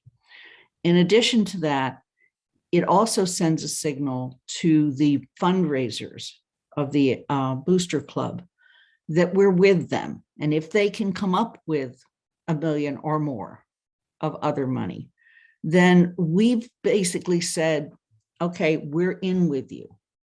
This is a track that is not just used by our students. It is a track that's used by all of our population. Many, many people go over there just to put in and walk their miles, whatever they're going to do. So as much as it's taken me a while to sort through how this is going to work, I'm voting for this. Thank you. Bernie? Thanks. I share Bob's concerns about the project not being fully formed and in thought through. It's not a secret that this track needs to be replaced. It's been there for a while, and it may pose a hazard to users. It's, I would think, and one thing I haven't heard is that this track is probably part of the regular phys ed program at the schools, and not just for teens. I'm going to end up supporting this because I think this is a function of Amherst in particular, and maybe it fall off for the region as well, our unwillingness to confront major capital projects when they first emerge, and the time it takes. It costs a lot. Time is money, and you know, waiting years to replace the track means it's more expensive. Waiting years to replace the central fire station means it's more expensive, and so on and so on and so on. So I think the school administration has worked with the school committee to come up with a half-baked compromise, but it's something that we can work with, and we have to place some trust in the fact that if they don't meet their fundraising goals, they get to repair replace the existing track at a bare bones level, and that's it. So I'm gonna be supporting this, but with some reluctance. Thanks. I'm just going to weigh in on this. What Bernie just said at the end part of what he said, I think the school committee has to be ready to move forward with just doing the track rather than the bigger project if the money doesn't come up. Because one of the reasons CPA didn't move on the bigger ask this past year is it wasn't clear what the plan was. And that's possible that where there's still $1 million of fundraising, and if it's not there, CPA has had a couple other projects that were contingent on some other money that didn't come up, so their CPA money stayed sequestered. So it's a huge piece of our CPA money too, Lynn. If you take that out, with the Jones Library, the debt that Sean just showed us out for 20 years, it's that kind of money off of CPA that won't be available for something else. Not $1 million, but 150. Right. So in supporting this, I want to make it clear that I, for one, would be supportive of the small project. I'm not thinking that the large project is, Bob, you called it half-baked. I'm not even sure it's half-baked, but at least a quarter of it's baked, that the track is here. And I think we're securing the track repair. But everyone keeps saying, but it's not really the way we want to do the track. So there has to be a decision that we're willing to do the track this way. And Sean has said there's a hard deadline on it, but I would hate to see that we didn't raise the funds and we're still going for the large track, the large project. And 2 years from now, we still haven't done the track. So my understanding is people are prepared to move on the small project. Sean. Yeah, I just want to push back a little bit on the plan being half-baked. I think the plan for what they want to do has been vetted by lots of people. There was a strategic plan put together. It's been 5 or 6 years of people sitting around just determining what are the needs of the region. It was in response to some really terrible field conditions a few years ago, where people, we couldn't play on the fields because they were so bad. It's in response to having to move the ultimate invitational tournament to Granby because our fields were in such bad shape that we couldn't host it here.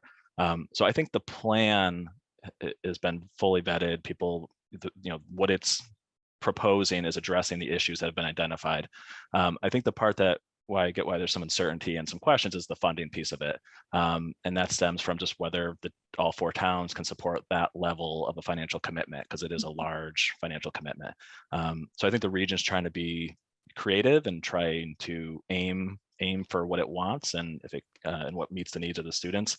And if it can't get there, it can't get there. But I just want to be clear that the plan itself has been discussed for many years, and I think if there's questions on the plan, we can bring in a lot of people who can speak to why it is the way it is.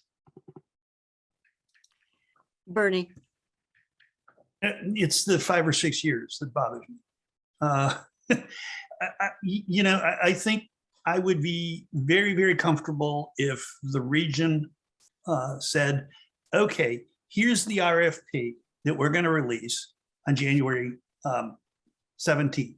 The deadline, funding deadline is the 16th. And it's going to have a series of what ifs. And we'll knock out the sections that we don't have funding for as of the 16th. My fear here is that we're going to get to the point where we'll be right on the edge and folks will postpone and postpone. And the $1.5 million we've appropriated will get eaten up by time and inflation. So, I'd like to see this ready to go. And I think we need to be more proactive in the way we do things. And I think we spin our wheels and spend so much time reinventing things, and we lose time and we lose money. That's the point. Michelle. Yeah, what feels less baked to me is the private campaign. And, I think it's interesting when we're talking about asking residents to make donations to things. It's one thing for the town to support something, but then it becomes a matter of individual residents' priorities. And I just think about it like from an equitable standpoint,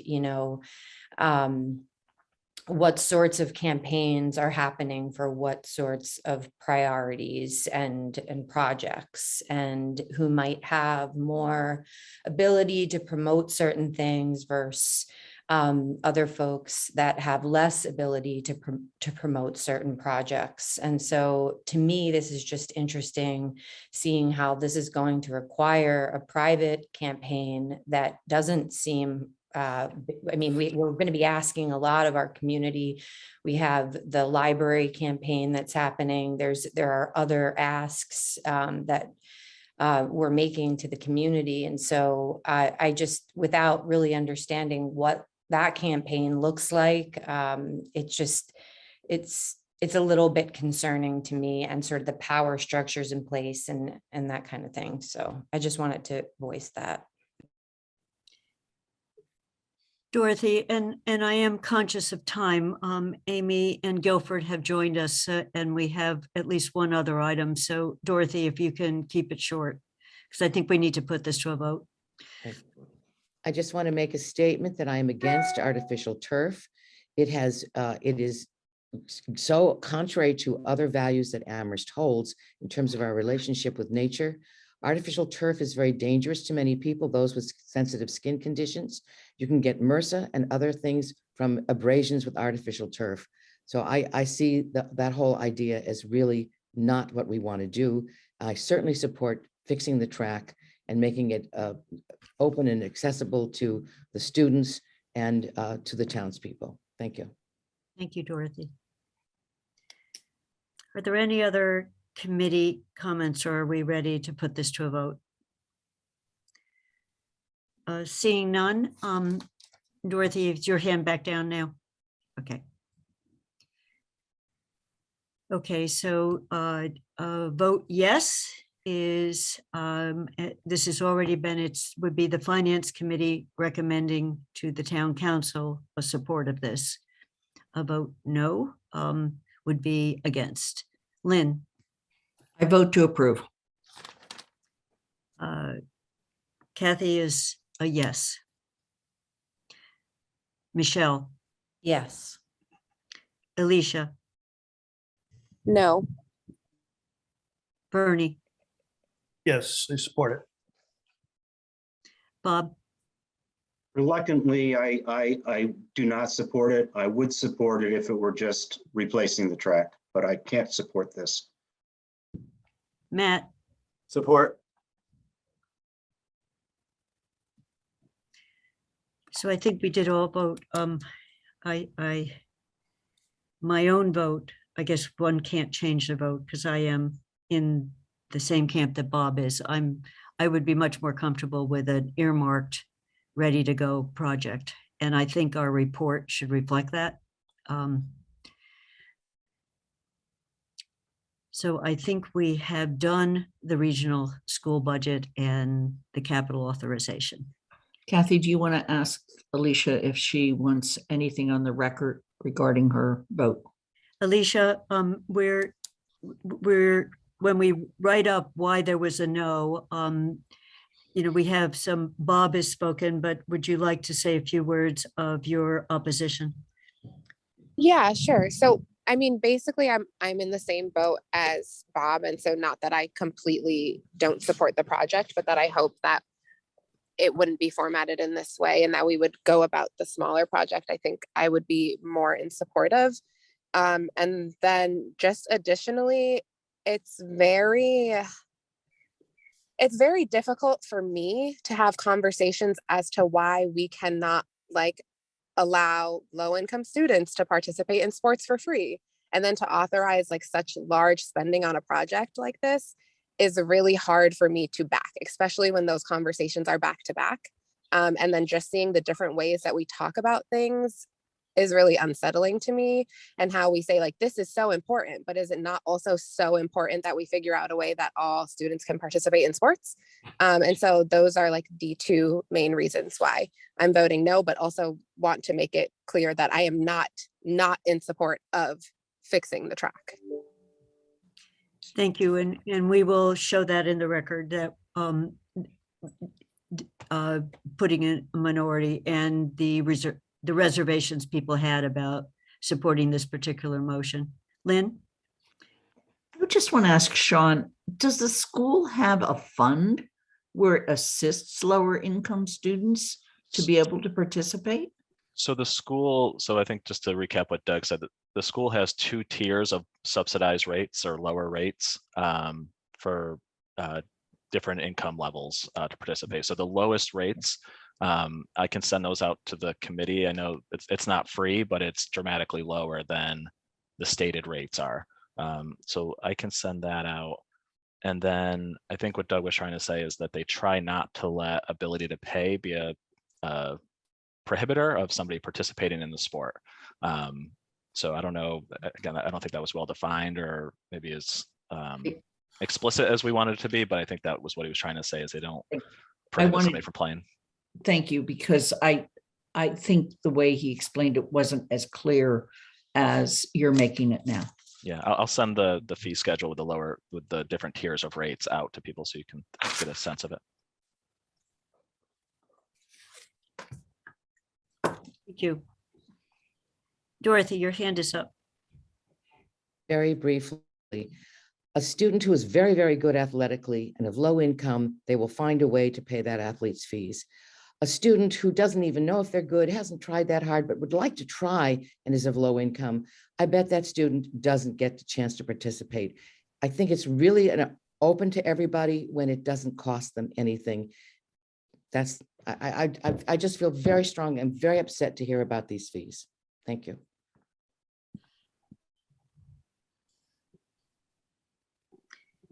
So I think that concludes agenda item 1, which is the regional budget and debt authorization. And I see that Amy and Guilford are both here. Are we ready to move to a discussion of water regulations? And I know there was a request to do rental registration fee today, because that needs to be decided on. We're at 10:34. So I hate to keep, yes. Kathy, maybe if you're okay with check with the committee to see if they're available to stay till 11:15 or 11:30. Yeah, that's what I was just going to ask. Can we stay 15 minutes more so we can get 15 minute to a half an hour longer so we can get through these 2 items? And if not, we can let Rob go if the committee can't stay late. Because Rob is here as well. We need to keep at least the voting members here, but can people stay for an extra half an hour this morning? Kathy, I also think it's very important we talk about the hearing and also assignments for the budget. Yep. Whether or not all of the members of the committee can make the finance committee meetings as scheduled for the month of May. Kathy, it was my understanding that the rental permit didn't need, the fee structure didn't need to be discussed today in full. I saw Andy wrote that in an email to us, so I don't know if I Yep. got that wrong, but It could be discussed during one of our May meetings. It would have to be discussed before the 16th. before the 16th, So right? it could either be on the 3rd or the 10th. Or the 3rd, the 10th, or the 12th. So it could be later. Because I can only stay until about 11:20. So if that, Okay, so so we're trying to do what we have to get done today. Amy and Guilford have been postponed once already.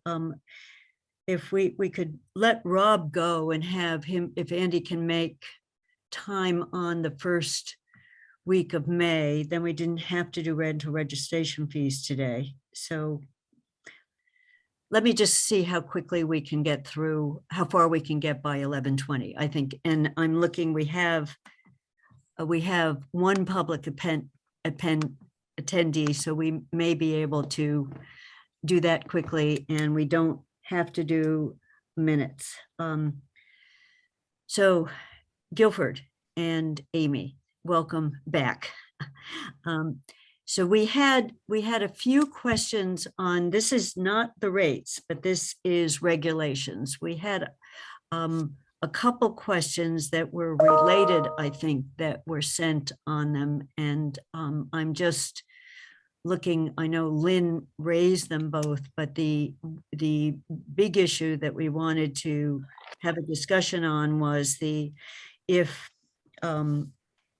a water line needs to be repaired and it's running under the road, it gets assessed to the person, the home, or does it just get from the road to the home? And that was raised on, if we change the policy, what kind of impact it would have on rate structures, I think was the questions. Lynn, those are the ones that Andy relayed to me as the questions that have been raised in the regulations. And if anyone else had any others, they should talk about them.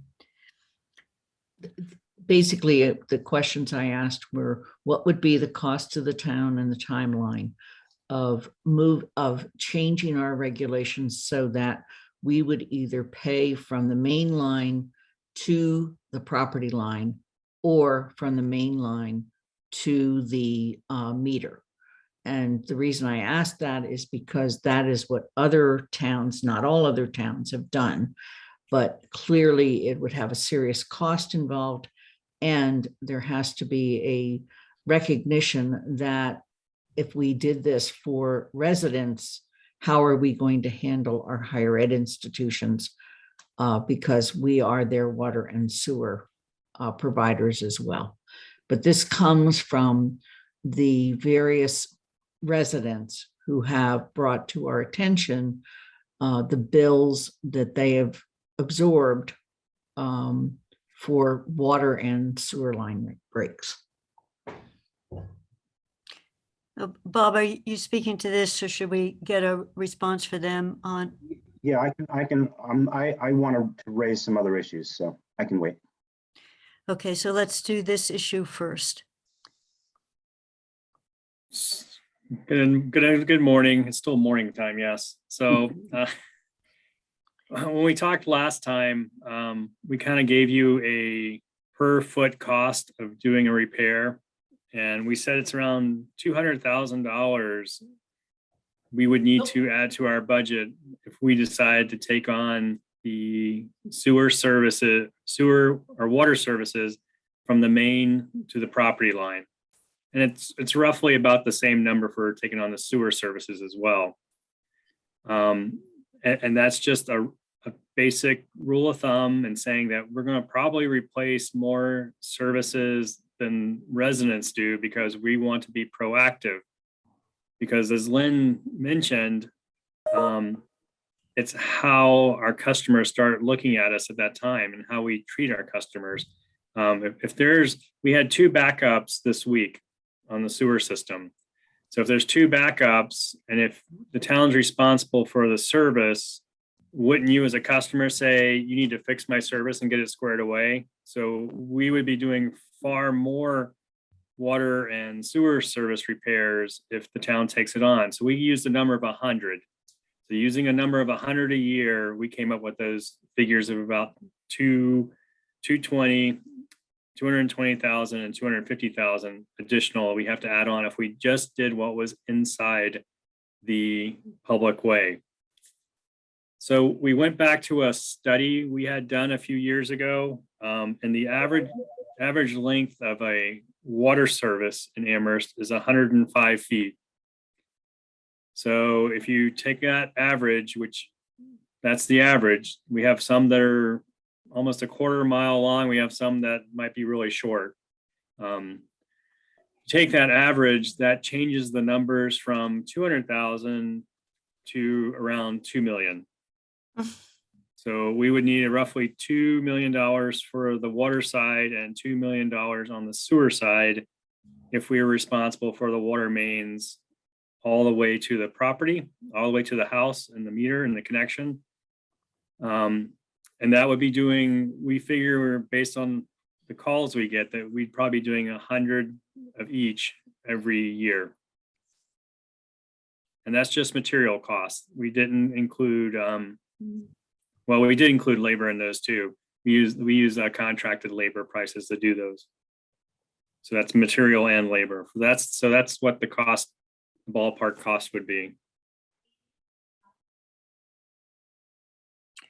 Lynn, is your, oh, sorry, go for it. I didn't mean to cut you off. Well, I just wanted to bring up something else that Lynn brought up is how do we treat people? Are we going to treat UMass the same and say that all the sewer lines and water lines in UMass that are now privately owned by the campus, are they going to now be lines the town maintains? And that they have much larger mains. The boulders, the townhouse apartments, the all the large apartment complexes, they maintain their own water and sewer as well. So we're looking at adding quite a substantial amount of miles to the system at that point. So that's the other thing to think about when you talk about these numbers. And when you go from the property line to the house, you also have to worry about people's landscaping. If we're cutting through to replace the sewer line we're responsible for, the water line we're responsible for, are we now responsible for replacing the invisible fence? Are we now responsible for replacing the water feature they have in their front yard? Are we responsible for replacing their beautiful special stone walkway? Are we now responsible? And those changes the cost and we'll add to it. So just to add on everything and wrap everything in a ball, that's kind of everything right there. So just things to think about. Can I just ask on the large entities, the education, if we were considering residential, can you make two classes on who's responsible for the under the road part, or do you have to treat everyone the same? We can make the rules as we want to, I guess. So if we wanted to say, if you're a single family residence that's owner occupied, that we're responsible to the house. If you're going to say it's a rental property that's owner occupied, that we're responsible to the property line. The lady who has been spearheading this the most, she actually has a rental property and a owner occupied rental property. So as people have kind of consolidated around her drive, she would be treated a little differently probably. So Lynn, are you on this topic? Absolutely, yeah. Okay. So first of all, Guilford and Amy, thank you for coming up with those estimates and understanding the impact on our rates, because that's where these would be reflected, would be in increased water and sewer rates, which right now we pride ourselves in being below the state average, as we saw just last night. I do want to mention that Paul and I don't know whether Amy or Guilford, you were part of the conversations with the insurance company that explored, that Paul has talked to, that does offer insurance as an option. But my other question, because first of all, I pretty much dismiss out of hand that we can go to the meter. I just don't see that as even possible. Did your numbers include going to the property line for the higher ed institutions and large complexes? That's just a single question, and then I have others. So pretty much the rule right now is we pretty much only go to the property line for those larger institutions and apartment complexes. We do have some, we have said we go to certain manholes or certain connections that are a little bit farther beyond the property line. But right now, the larger institutions and the apartments are treated that way right now. We go to that cutoff point and then they take over the rest. Okay. So, and then my next question is, I would assume that if the town or a contractor of the town in improving a road or in repairing a road caused one of these problems, that we would then as a town be responsible for the cost of repair to the sewer or water line if it was disrupted. Am I correct on that? Yeah. Okay. And I know that happens from time to time where, say when we did the Pine Street repair, I think there was a couple of service lines that were ultimately leaking and the town fixed those because it was our contractor that did that. Okay. And then I guess the other question I have then is, I would like to see some sense. I know this will not impact this year's rates, but I would like to see some sense of how it would impact rates a year or two from now if we went to the property line. So the easiest way to do that is as a ballpark, we use for every $100,000 we add in the budget, for every 100,000 we add 10 cents to the rate. So okay. If you go to the property line, you're adding about 20 cents, okay, maybe 25. Are there other hidden issues related to either of these that create a greater liability for the town as we go forward? There's always hidden issues. That's the problem. We just need to kind of figure out exactly what we want to do and be very clear and concise and document well what we're doing so that there is little ambiguity when we talk to people and they talk to us. Mm-hmm. And then my final comment, and I don't know whether this is going to be something the finance committee would do or finance combined with TSO or the council at large, but there has been a request, not just by the person who has brought this forward to the town's attention, but by a few other residents, that there be a much larger hearing or public meeting about some of this to get more public input. And that, so I'm finished with my questions for the moment. Thank you. Okay, so Jennifer, are you speaking to this issue? Yes, because okay. I just wanted to reiterate, I know that Paul said that he was speaking, I think, with the League of Cities about the buried line coverage. And I know Springfield and a number of other, municipalities in Massachusetts offer it.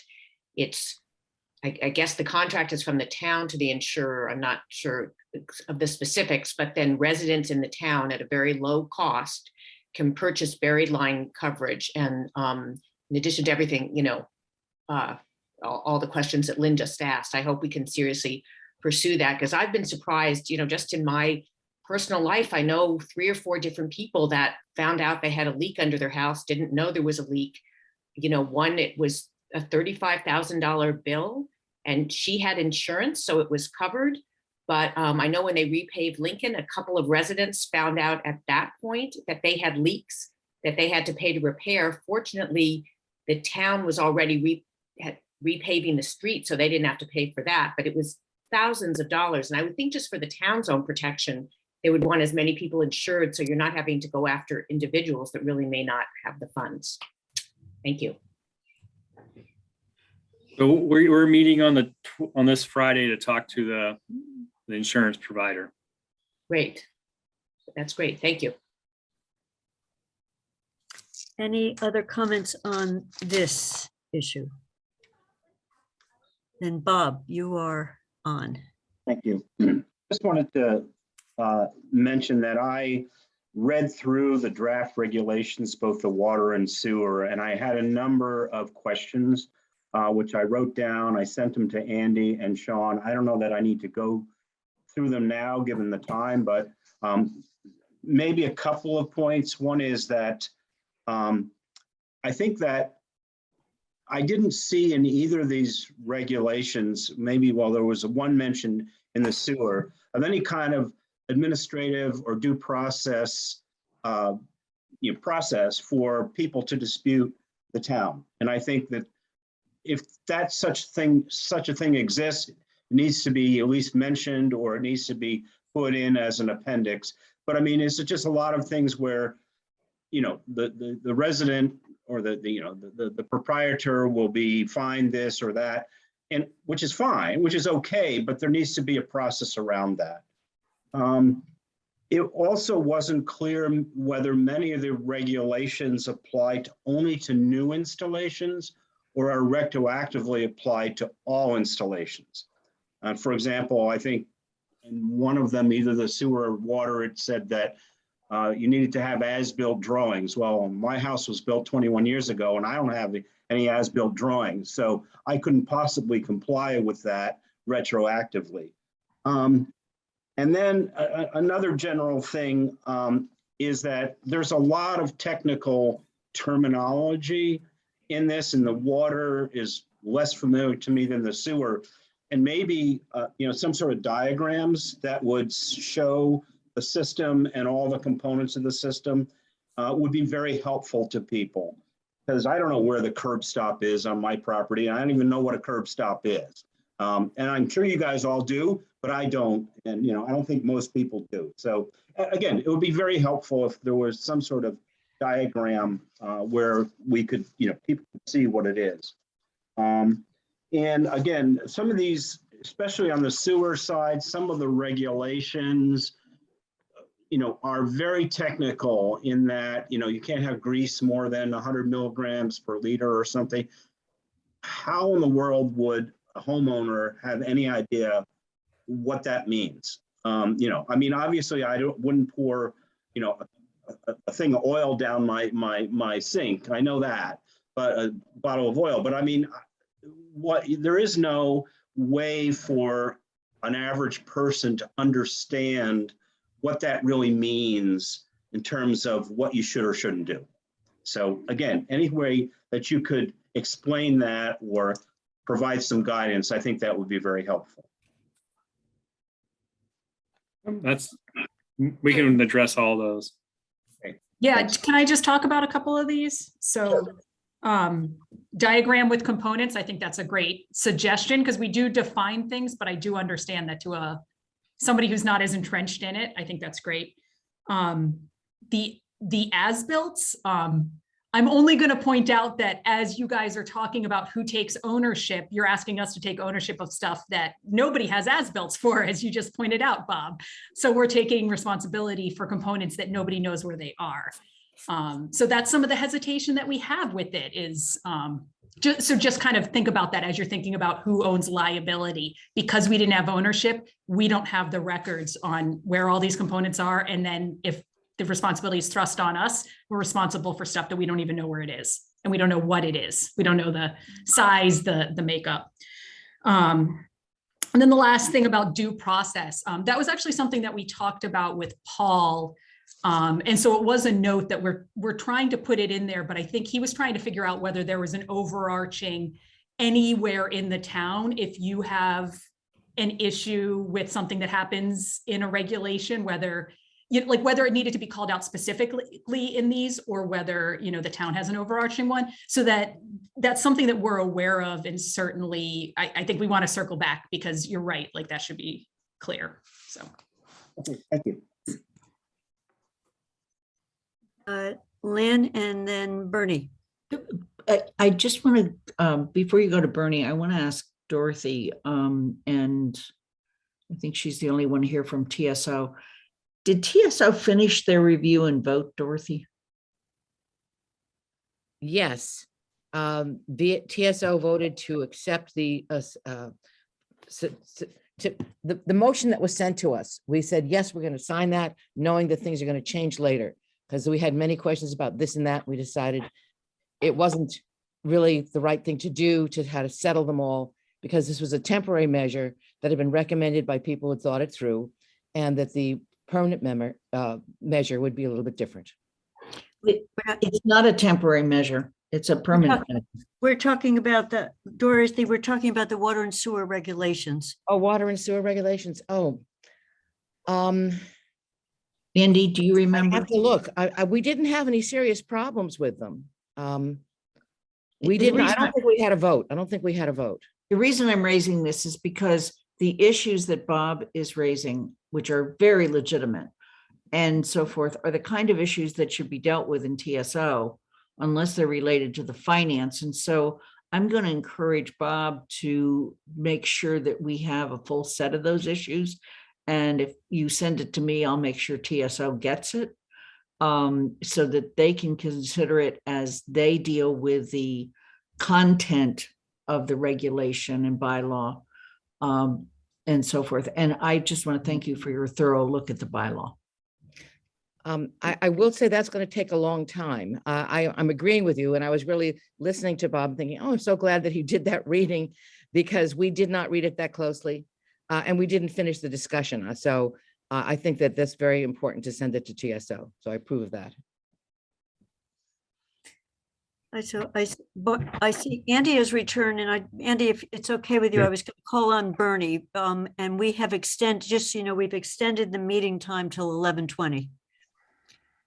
Okay, just real quick, because it's responding to what was just reported. Dorothy, we did go through and you remember Anna took us through section by section on the water and sewer regs and voted to recommend, I believe. And so We didn't deal with the issues he just brought up, though. no, that is correct.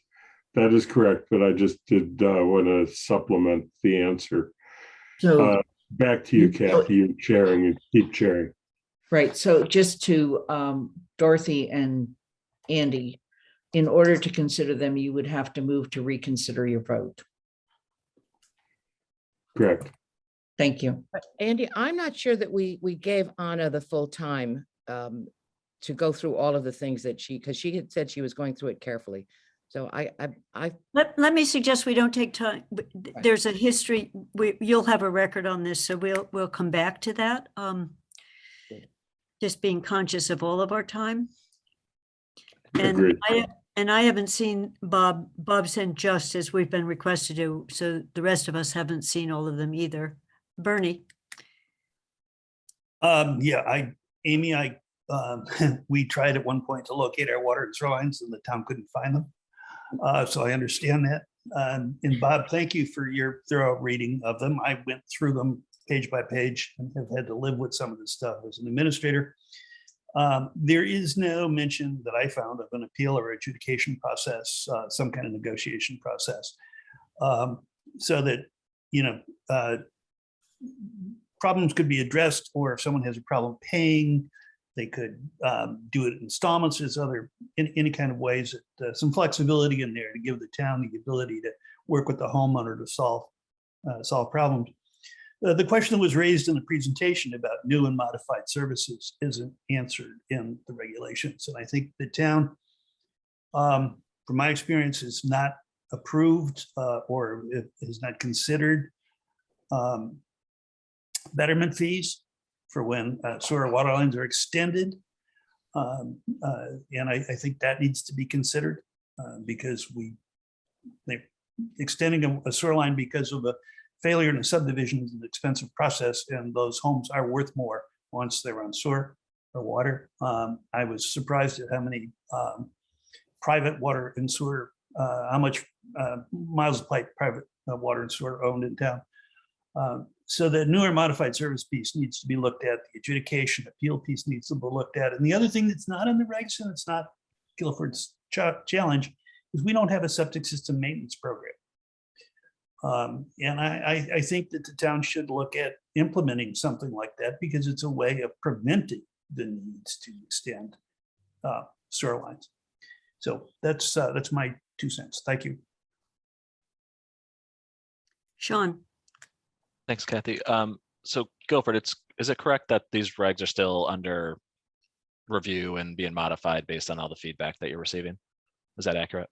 Yes, the TSO didn't get through the water regulations, so they haven't even started talking about the sewer regulations. So we didn't finish.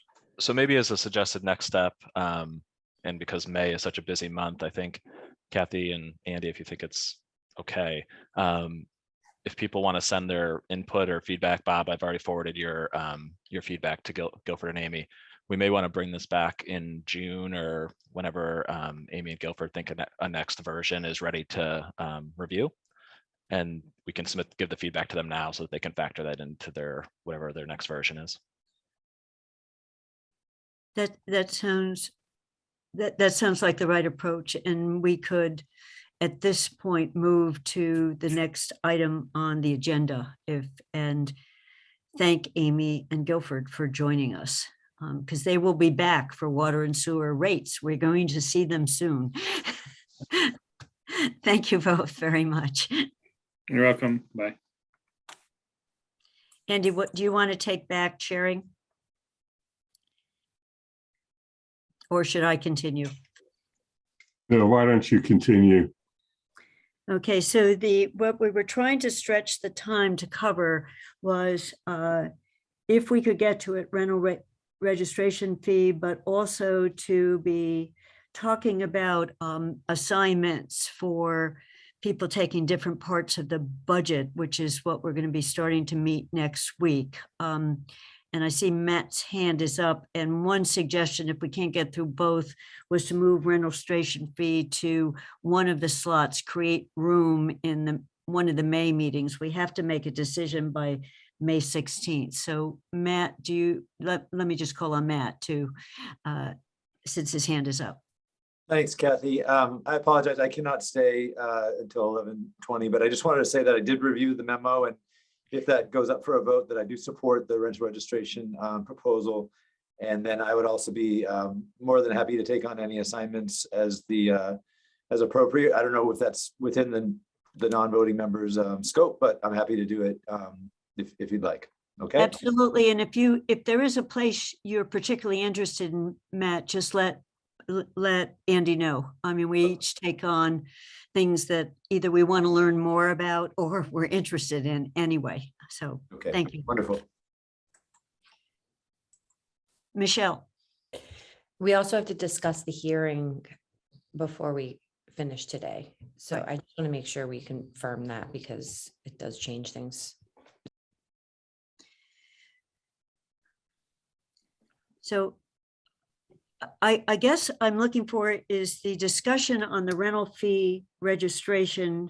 If people have read it, is this a fairly short discussion and we can move the item because Rob Moore is with us? And if so, then it's about 11:05 by and Michelle said she has a hard stop in 20 minutes, or should we just move to parsing out the budget? So Sean, you're raising your hand. Yeah, I just wanted to say something real quick about that. And I think Andy said this in his email, and that's what he was trying to describe. So with the rental registration fee, there's sort of two parts. There's the proposed fee increase, and I think Rob has looked at those numbers already. I think the numbers make sense in terms of the math of the numbers. I looked at it quickly. It seemed to make sense. So I think there's one thing for the Finance Committee to review that, and I don't know what your recommendation would be on that, but the math seems to make sense. There's the second piece about the staffing and how those revenues would support additional staffing.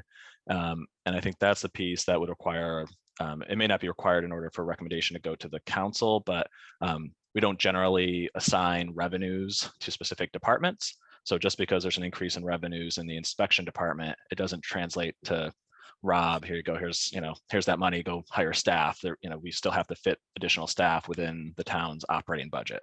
So I think that's one thing I just want to clarify in that memo. Kind of makes it seem like if this department revenues go up, we can just add staffing in that department, but that's not how our practices are. If it was that way, things would be really chaotic in terms of assigning revenues to specific departments. So that's not to say that the town manager, if there's a bylaw that requires more inspections, the town manager wouldn't have to figure out how to address that bylaw. But I just want to be clear that it is sort of decoupled in terms of the revenue goes up on one side. It doesn't necessarily mean the expenses are going up on the other side.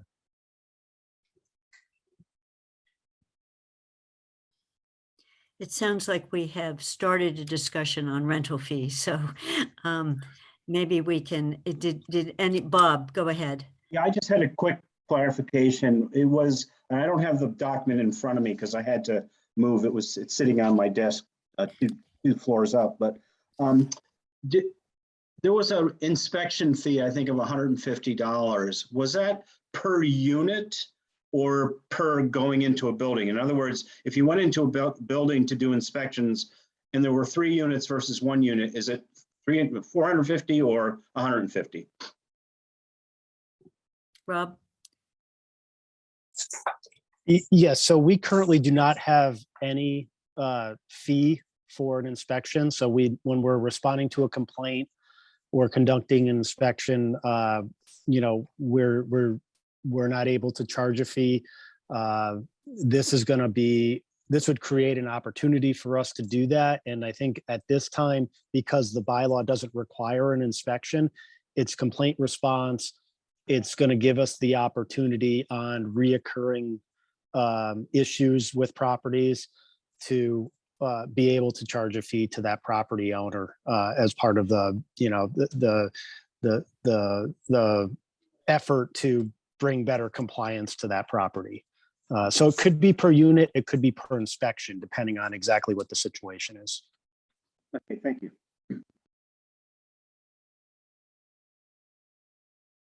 Are there any other questions about, we have just the fees being proposed, and later on there will be a larger look at permitting, but this was to start the process. Andy?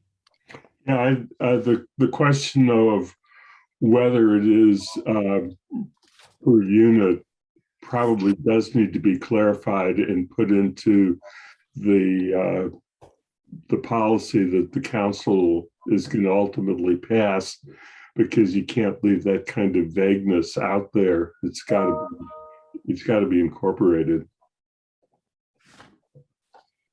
Michelle? I could just add that as an original sponsor working on this, our intention right now for this sort of temporary structure was for that to be just on complaint. As we continue to work on this and we have a new bylaw, which will have a new fee structure, looking at other communities, it's clear that most of them are actually by unit, and the inspection costs are usually baked into that fee. So this was really, at least initially intended to be by complaint.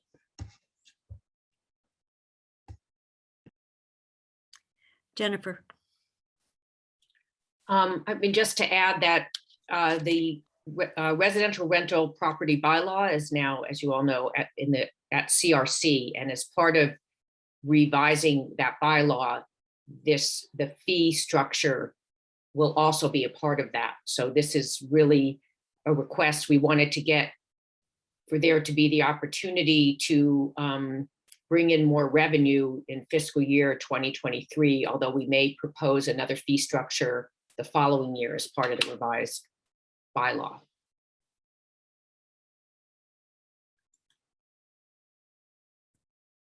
Other comments or questions on this? And I guess the larger question is, if we bring the motion up, this was approved by TSO. So the question is, are we ready to vote on the proposed fees? To recommend. Michelle is saying, Sue, does someone want to make a motion then?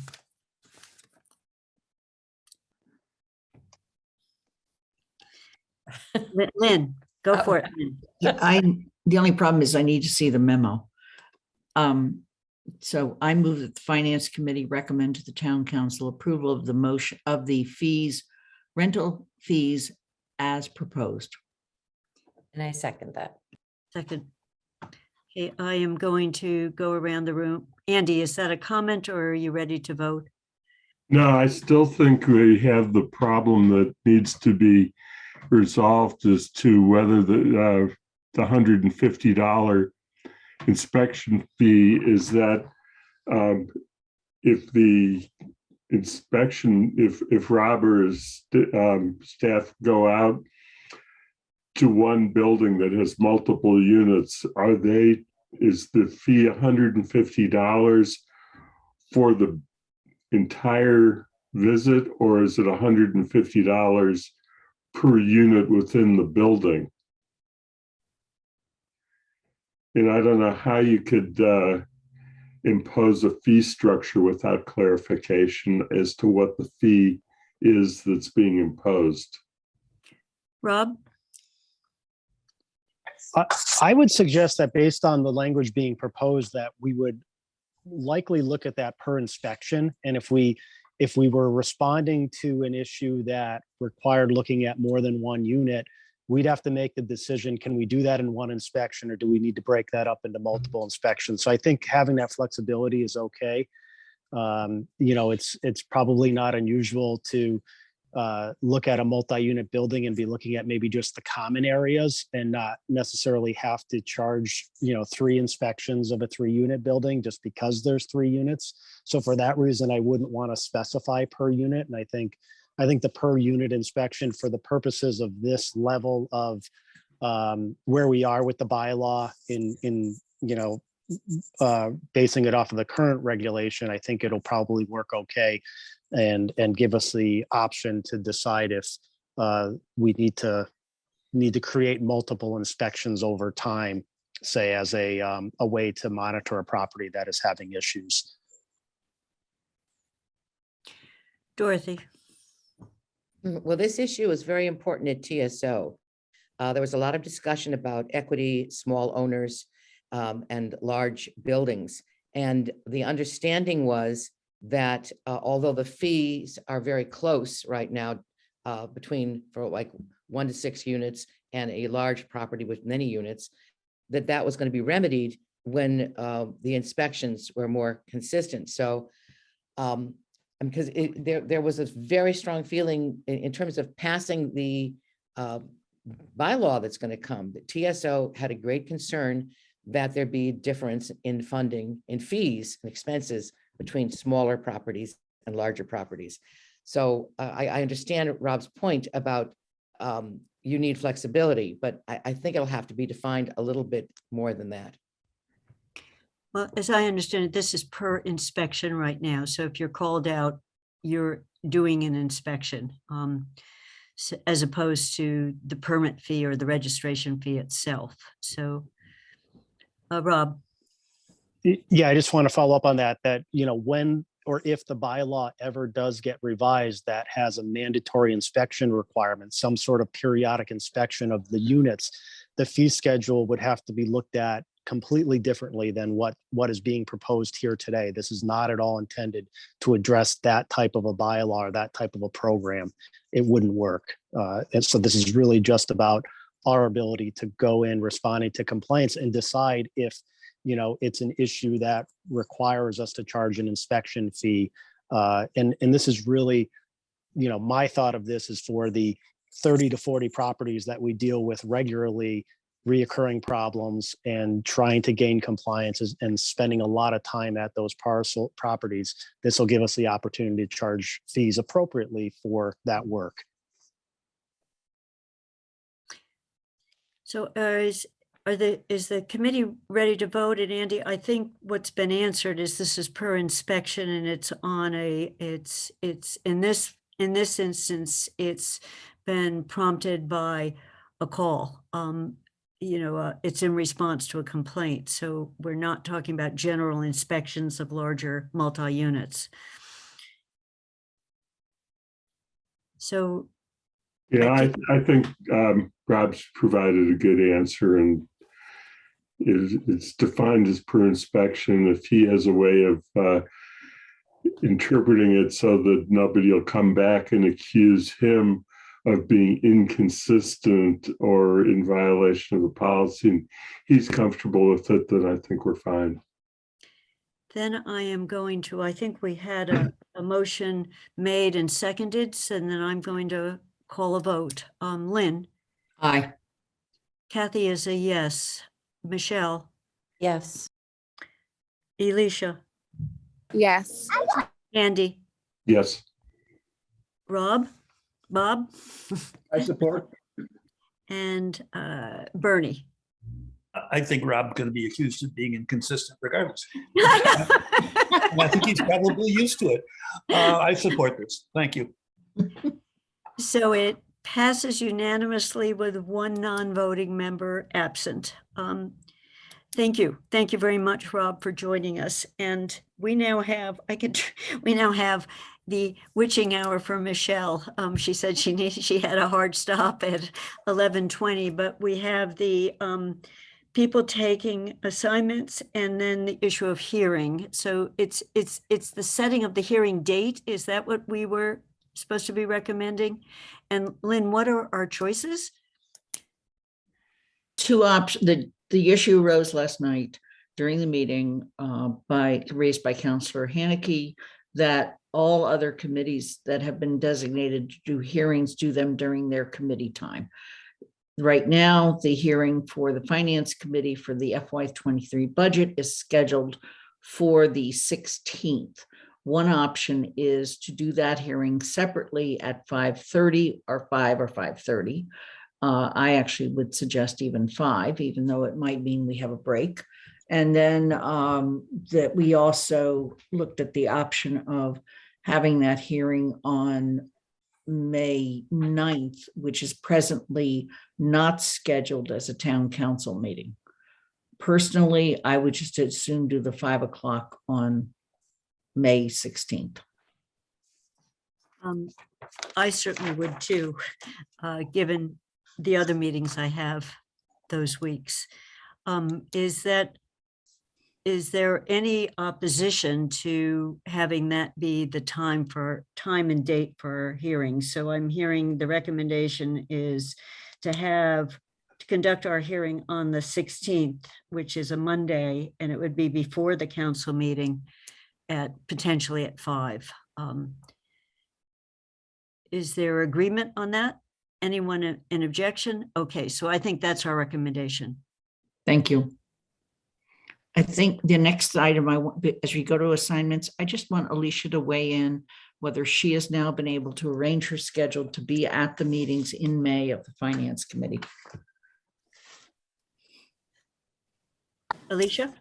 Yes, sorry. Thank you for giving me the time. Sorry. Also, I'm with my child, so that's why I'm not on camera. But so I still have not actually gotten a final answer as to whether or not, because my work schedule is being arranged. So currently I can still make the next meeting, but I'm not sure about all the rest moving forward because I haven't gotten my new work schedule. Okay, thank you. So Andy, we're the last item then was for people to take on different departments. And since we are basically out of time, one thing we could do is, if people want to quickly say if they have a preferred department right now, if not, you could send out a list and have people just make choices based on the list. Sean, can you put the schedule up? Mhm.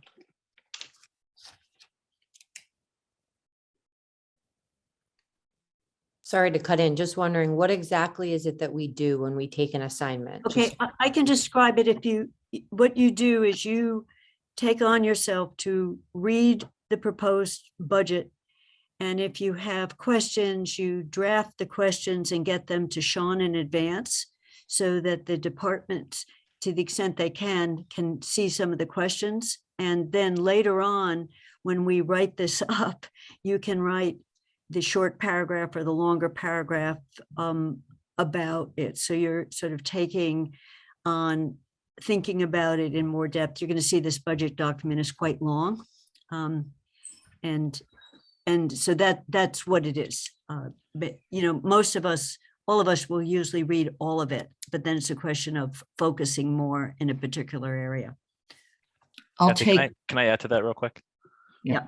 Just so people have a sense of what are the categories. So it's not this granular in terms of what you'd sign up for. So in the past, we would have one member do general government, which would include all the departments within general government. Those would be the ones that you would focus on. Somebody would do public works, someone would do public safety, someone would do planning and inspections and conservation, and somebody would do community services. And then in addition to that, somebody would focus on either all the enterprise funds, or we would split up the enterprise funds. And then we'd have somebody on the library and somebody on the schools, the elementary schools. So those are, I don't know if there's 7 or 8 of those, but those are the main categories that would be assigned to each person on the committee, or one person on the committee would be assigned to each of those. so Kathy, I will take the 19th, which includes public works and water, sewer, transportation, and solid waste. And Michelle, if you look at that, you see what Sean has just done. And of course, he's done it in setting these up. Those clusters are per day as well.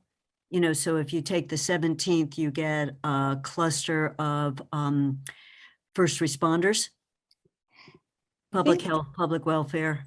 Yeah. What ones are what day is the community services? Which one was? That is May 17th. Cress, you mean? No. So I'm interested in, like, down here at the human resources, the diversity, equity, and inclusion, all That of would be general government. That's the 24th. That's May 24th. Okay. Does anyone else want to fight me for that No. one? Or? No, I'll help you though with the council and town manager, since I wrote the council section. Perfect. Okay. Right. Who So wants yeah. to take? We have public safety. I can take the ones on the conservation planning at the bottom of the list there, if that's C&D. one chunk.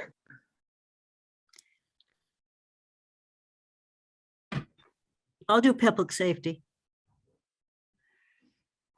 That's the 17th, right? Maybe Matt would do the yes. schools. Yeah, no, if Matt would do the schools, it'd be great, right? So we have library left. And then we have a couple enterprise funds left. Well, why don't I do the library? I've done the enterprise funds in the past, so what's left, Sean? So we have community services left too, which is sorry. like the recreation department, Cherry Hill, the pools, senior center, public health. Sean, where do you have enterprise funds, or it's up in water sewer? So Water, yeah. Water and sewer makes sense to go with public works because they're all Guilford. But the other 2 enterprise funds that could be separated out are transportation and Solid waste. And solid waste. So somebody could take those 2 if they wanted to take those as a cluster. Did anyone take community services? Bernie, were you taking that one? Bernie took library. Would take the library. So we still have Andy that needs to take something, and Alicia. So we have what? Police Communication Center, Fire and EMS, Crest, Public Health, Senior Center, and Veterans. So that's all under, so community services is the cluster that we need to go next. And that would include the recreation department, Cherry Hill, the pool, senior center. That cuts across a couple days. It's the 12th and the 17th when most of that is discussed. Alicia has her hand raised. I'd be happy to take that one. Community services, okay.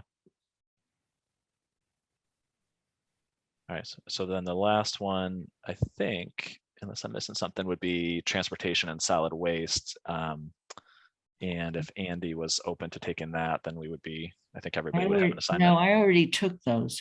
Yeah. Well, you took sewer, water, and public works. She actually took May 19th. She took the whole day. If you want the whole day, take it. If you want all of it, you can. they're distinct enough. If you want to break them off and let Andy take them, you can. But if you don't want to, it's fine. Nope, I'll take them. okay. So then Andy is without currently, so he is the chair, so maybe that gives him time to plan for the And report. And what are inspections and facilities and police facility under? so facilities, regular facilities is under general government, so that would fall under Michelle. Okay. Police facilities, it's technically under public safety, but it will likely be also under general government because Jeremiah will speak to that one. I think if we could mail out a list with our assignments attached. to Yeah, with the dates, yeah, I will. Yeah. And then inspections, planning, conservation, that's all Bob under conservation and development. And I think I took all of May 17th, but Alicia might have taken part of it. So we can talk about that later. Yeah, so you, Kathy, you'll have the first three, the public safety items, police, communications, fire, EMS, and CRES. Okay. Because then there's public health and senior center and veterans. If you need to, I can take them all. I know those areas. I don't think it has to go by day. So the goal here is that when you get the budget document, the clusters will be more or less together. And so you're going to be focused on that cluster and generating questions. If they're on different days, I don't think it's the end of the world. Okay. Then I think we are, we got through the agenda amazingly. Kathy, we haven't done public comment. We haven't done public comment, so that was the one, and I don't see any public. So that, so the one person that was there has left. Lynn has her hand up, and I think, yeah, go on, Lynn. I just want to apologize that on the 2nd, starting at 10:30, I'm going to be trying to plug in by phone and in a multiple person vehicle. So I have no way to avoid that. May 2nd? May 2nd, yeah. That's Monday. No, I meant the 3rd. 3rd, okay. May 3rd. So I just want to apologize in advance for not having people feel like I'm not as connected as I should be. Thank you. Then I think we've actually done next agenda items, looking to the future, which was listed here. So I think we've actually finished today's meeting. And I'm ready to adjourn the meeting of the Finance Committee. And Lynn, I guess you have to adjourn the council. I'm going to adjourn the meeting of the council at 11:30. No, actually 11:28. And I will adjourn the meeting of the Finance Committee at the same time, 11:28. Yeah, and Lynn and Sean, I should report back to you a little bit on the MMA discussion at some point. Okay. I can stay on, but Sean, you have to hop off. Yeah, let me make sure if you want to stay on, we just gotta make sure you're a host. No, we can I need to let you know too, so I'll follow up. We'll find another time. But because some of it was following up on a conversation we had with Jackie some time ago. All right. I pushed that issue hard. Thank you, everyone. Bye, guys. Bye. Okay, bye.